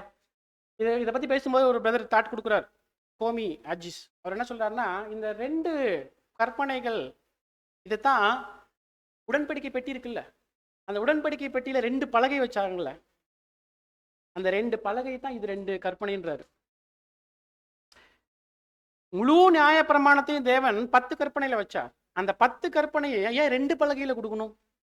ஒரு 3 பலகை 4 பலகையில கொடுத்துருக்கலாம்ல. அப்படின்னா ஒட்டு மொத்தத்தை சுருக்கி கர்த்தர் இயேசு 2 கற்பனையில முடிச்சிடுவார். அந்த 2 கற்பனைக்கு அடையாளமா தான் 2 பலகையில அவர் எழுதி கொடுத்தாருன்னு சொல்லி ஒரு தாட் கொடுக்குறாரு. சரி, இப்ப கடந்து போகலாம். இது 2மே ஒண்ணுக்கு ஒண்ணு லிங்க் ஆயிடுக்கும். இதை செஞ்சா இதை செய்யணும், இதை செஞ்சா இதை செஞ்ச மாதிரி. அப்படி நம்ம வாழ்க்கையில முதலாவது நம்ம யாரை வைக்கணும்னு கேட்டா தேவனை வைக்கணும். சகலத்திலும் சகலமும் அவரை வைக்கணும். எப்படி? உன் முழு இருதயத்தோடும் உன் முழு ஆத்மாவோடும் உன் முழு பலத்தோடும் உன் முழு சிந்தையோடும். இதை பத்தி சகோதரர்கள் உங்களுக்கு பாடம் எடுத்திருக்காங்களான்னு எனக்கு தெரியல. எடுத்திருக்க வாய்ப்பு இருக்கு. இருந்தாலும் ஷார்ட்டா சொல்லிடலாம். இது எல்லாத்துலயும் முழுன்னு வருது இல்லைங்களா? முழுன்னா என்னங்க? தேவனுக்கு பிடிச்சது அரைகுறை இல்லை, முழுசு முழுசு. கர்த்தர் இயேசு ஒரு எக்ஸாம்பிள் காண்பிச்சார் பாருங்க. ஒரு தேவாலயத்துல ஒருத்தர் வந்து நிறைய போடுவாரு. ஆனா இந்த சைடு பார்த்தா ஒரு ஒரு ஒரு ஒரு ஒரு விதவை 2 காசை கொண்டு வந்து என்ன பண்ணுவாங்க அப்படின்னா என்ன அர்த்தம்? கர்த்தர் இயேசு ஃபோக்கஸ் பண்றாரு. அது ஏன்னா அவங்களுக்கு இருந்ததே 2 காசு தான், அதை கொண்டு வந்து போட அப்படின்னா அதுதான் வேணும். உங்ககிட்ட எவ்வளோ இருக்குன்றது முக்கியம் இல்லை, கம்மியா இருந்தாலும் பிரச்சனை இல்லை. ஆனா கொடுக்குற மனசு எப்படி இருக்கணும்? அதுதான் தேவனுக்கு ரொம்ப பிடிக்கும். முழு. அதனால தான் முழுன்ற வார்த்தை 4லையுமே வரும். சரி, முழு இருதயம்னா என்ன? இருதயம் நம்முடைய பாடியில முக்கியமான உறுப்புன்னு சொன்னா என்ன சொல்லலாம்? ஹார்ட். ஏன் நம்ம சொல்றோம் ஹார்ட்னு? இந்த ஹார்ட் மட்டும் வேலை செய்யல, மற்ற எல்லா உறுப்புகளும் பர்ஃபெக்டா இருக்கு அப்படின்னா உங்க பாடி வேஸ்ட். ஏன்னா எல்லா உறுப்புகளுக்கும் தேவையான பிளட் எங்க இருந்தா போகுது? அந்த பிளட்ன்றதுல ஆக்சிஜன் இருக்கு, உயிர் மூச்சு இருக்கு, எல்லாமே போயிடும். அப்படின்னா முக்கியமானது எது? அதுதான் முழு இருதயம். இருதயம் மீன்ஸ் என்ன? முக்கியமானது. உங்க வாழ்க்கையில தேவனை விட முக்கியமானவங்க யாரும் இருக்கக்கூடாது. அப்படின்னு என்ன அர்த்தம்? உலக பிரகாரமா நான் பேசினேன்னா பேசலாம். இப்போ ஒருத்தர்கிட்ட தன்னுடைய அன்பை வெளிப்படுத்துறோம் அப்படின்னா, என்னுடைய கிட்னி தரேன்னா சொல்லுவோம், ஹார்ட் தானே தரேன்னு சொல்றோம். அப்படின்னு என்ன அர்த்தம்? அந்த முழுமையான என் வாழ்க்கையில நீங்க தான் முக்கியம். அதை வெளிப்படுத்துறதுக்கு இப்படிப்பட்ட ஒரு சிம்பிள் இல்லையா? தேவன் சொல்றாரு, உங்க வாழ்க்கையில என்னை விட முக்கியமானவங்கன்ற யாரும் இருக்கக்கூடாது. என்னுடைய மனைவி, என்னுடைய பிள்ளை, என்னுடைய வேலை, என்னுடைய உறவினர்கள், நான், இந்த மாதிரி தேவனை விட முக்கியமான இடத்துல யாரையாவது வச்சுடுவோம். அதுதான் நமக்கான விக்கிரகம். சில நேரம் நமக்கே நேரம் எடுத்துக்கும். இது போடுறது, அது போடுறது, இது போடுறது, இது போடுறது, இதுக்கே ரொம்ப நேரம் ஆகும். நேரம் அப்படின்னு நினைத்தா நம்மளை நாமளே பூஜிக்கிறோம். நமக்கே ஆராதனை செலுத்திக்கிட்டு இருக்கிறோம். அதை பார்த்து பார்த்து சாப்பிட்டு அது நேரத்துக்கு அது இருந்துட்டு அப்படின்னா என்ன அர்த்தம்னா, தேவனை விட எக்லிஷியாவுக்கு டைம் ஆயிடுச்சா, சாப்பிட்டுட்டு போகலாம். இப்போ என்ன, இப்போ நான் ஒரு ஜஸ்ட் எக்ஸாம்பிள், ஒருவேளை யாராவது இந்த மாதிரி அனுபவத்துக்குள்ள போயிருந்தீங்கன்னா தயவு செஞ்சு நீங்க தப்பா நினைச்சுக்காதீங்க. எக்லிஷியாவுக்கு டைம் ஆயிடுச்சு, சாப்பாடு ரெடியா இருக்கு, சாப்பிடலாமா எக்லிஷியா போலாமா? என்ன நினைக்கிறீங்க? நமக்கு சாப்பாடு தான் முக்கியம் அப்படின்னு நினைச்சீங்கன்னா தப்பு. எது முக்கியம்? முழு இருதயம். இது சாப்பாடு எக்ஸாம்பிள் சிம்பிளா சொல்லிட்டேன். பிரதர் ஏன் கொடுவைக்கு வரல? ஒரு முக்கியமான கல்யாணம். பிரதர் ஏன் அட்டன் பண்ணல? பிரதர் முக்கியமான விஷயம், போலன்னா கோச்சுக்குவாங்க. ஏன் வரல? இந்த ஒரு காரணம். ஏன் வரல? அவங்க. ஏன் வரல? என் மனைவி. ஏன் வரல? என் குழந்தை. அப்போ உங்க வாழ்க்கையில எது முக்கியம்? தேவன் சொல்றாரு, முழு இருதயத்தை என் மகனே உன் இருதயத்தை எனக்கு முக்கியம். என் வாழ்க்கையில தேவன் தான் முக்கியம். அந்த இடத்துல அவர் வைக்கணும்.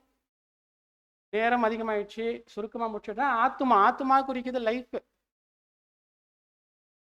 ஜீவ சுவாசத்தை நாசியில ஊதினார் மனுஷன் அப்படின்னா நம்முடைய வாழ்க்கை ஏதோ ஒரு நாள் 2 நாள் 3 நாள் இல்லை, முழு லைஃப்பும் தேவனுடைய சித்தம். அந்த அன்பை வெளிப்படுத்தணும். அடுத்து முழு பலம், நம்முடைய தாளந்துகள் எல்லாம் தேவனுக்காக செலுத்தணும். முழு சிந்தை அப்படின்னா நம்முடைய எண்ணங்கள்ல தேவனுடைய சித்தம் மட்டுமே நிரம்பி காணப்படணும். ஒரு காலத்துல சப்ஜெக்ட் கேட்டேன் பிரதர், எனக்கு எல்லாம் தெரிஞ்சு போச்சு, அதுக்கப்புறம் தேவன் பத்தி தெரிஞ்சுக்க அவசியம் இல்லை, தேவ திட்டம் பத்தி தெரிஞ்சுக்க அவசியம் இல்லை.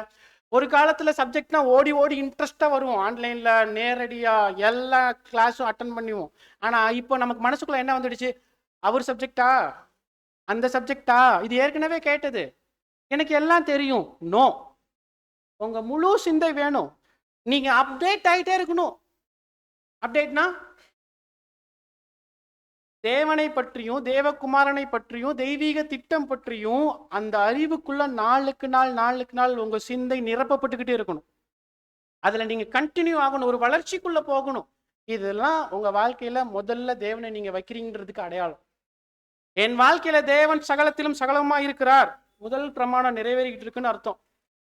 இதற்கு இசைவானது, இணையானது, சமமானது தான் உன்னிடத்தில் நீ அன்பு கூறுகிறது போல. அப்படின்னு என்ன அர்த்தம்? முதல் பிரமாணம், நான் என் வாழ்க்கையில தேவனை முதன்மையாக வச்சேன் இல்லையா, அதே போல என்னுடைய சகோதர சகோதரிகள்ல யார் தேவனை முதன்மையாக வச்சு இந்த பாதையில ஓடிக்கிட்டு இருக்கிறாங்களோ அவங்க மேல அன்பு செலுத்தணும். அதுதான் உன்னிடத்தில் நீ அன்பு கூறுகிறது போல பிறனிடத்தில் அன்பு கூறணும். என்ன அர்த்தம் புரியுதுங்களா? என்னை நான் அன்பு செய்யக்கூடாது, ஒருவன் தன்னைத்தான் வெறுக்காவிட்டால் வசனம் இருக்கு. என்னிடத்துல அன்பு கூறுறது என்ன அர்த்தம்னா, நான் பிதாவின் சித்தத்தை செய்வதில் முதலாம் கற்பனையில எப்படி இருக்கிறனோ அதே மாதிரி என்னுடைய உடன் சகோதரர்கள் யாரெல்லாம் இருக்கிறாங்களோ அவர்கள் தான் என் சகோதரர்கள். நான் எப்படி இந்த விஷயத்தை அன்பு செலுத்துறனோ அதே போல அவர்களும் அன்பு செலுத்துறாங்கன்னா அவர்கள் அதை செய்வதற்கு என்னால என்ன செய்ய முடியுமோ அந்த ஊழியத்தை அவர்களுக்கு செய்யணும். அதுதான் அன்பின் வெளிப்பாடு. இதெல்லாம் நம்ம வாழ்க்கையில இருக்குதுன்னா நிரூபணம், நாமோ தேவனை சகலத்திலும் சகலமா வச்சு நிறைய பாயிண்ட்ஸ் பேசுறாங்க. நீங்க வாய்ப்பு இருந்தால் அந்த பேனல் போய் கேட்டு பாருங்க. ஃபைனலாக நான் சொல்லி முடிச்சுட்றேங்க, நிறைய பேசணுன்ட்டு ஆசையா இருந்தது. சகோதரர்கள் மத்தியில நம்ம எப்படி பார்க்கணுன்ற ஒரு பாயிண்ட் சொல்றாங்க. ஃபைனலாக இதை சொல்லி முடிச்சிடலாம். நம்ம சகோதரர்கள் மத்தியில் அன்பு செலுத்துறோம்னு சொல்லும் போது நிறைய பேர் மேல என்ன பண்ண முடியறது இல்லை, முடியுது இல்லையா?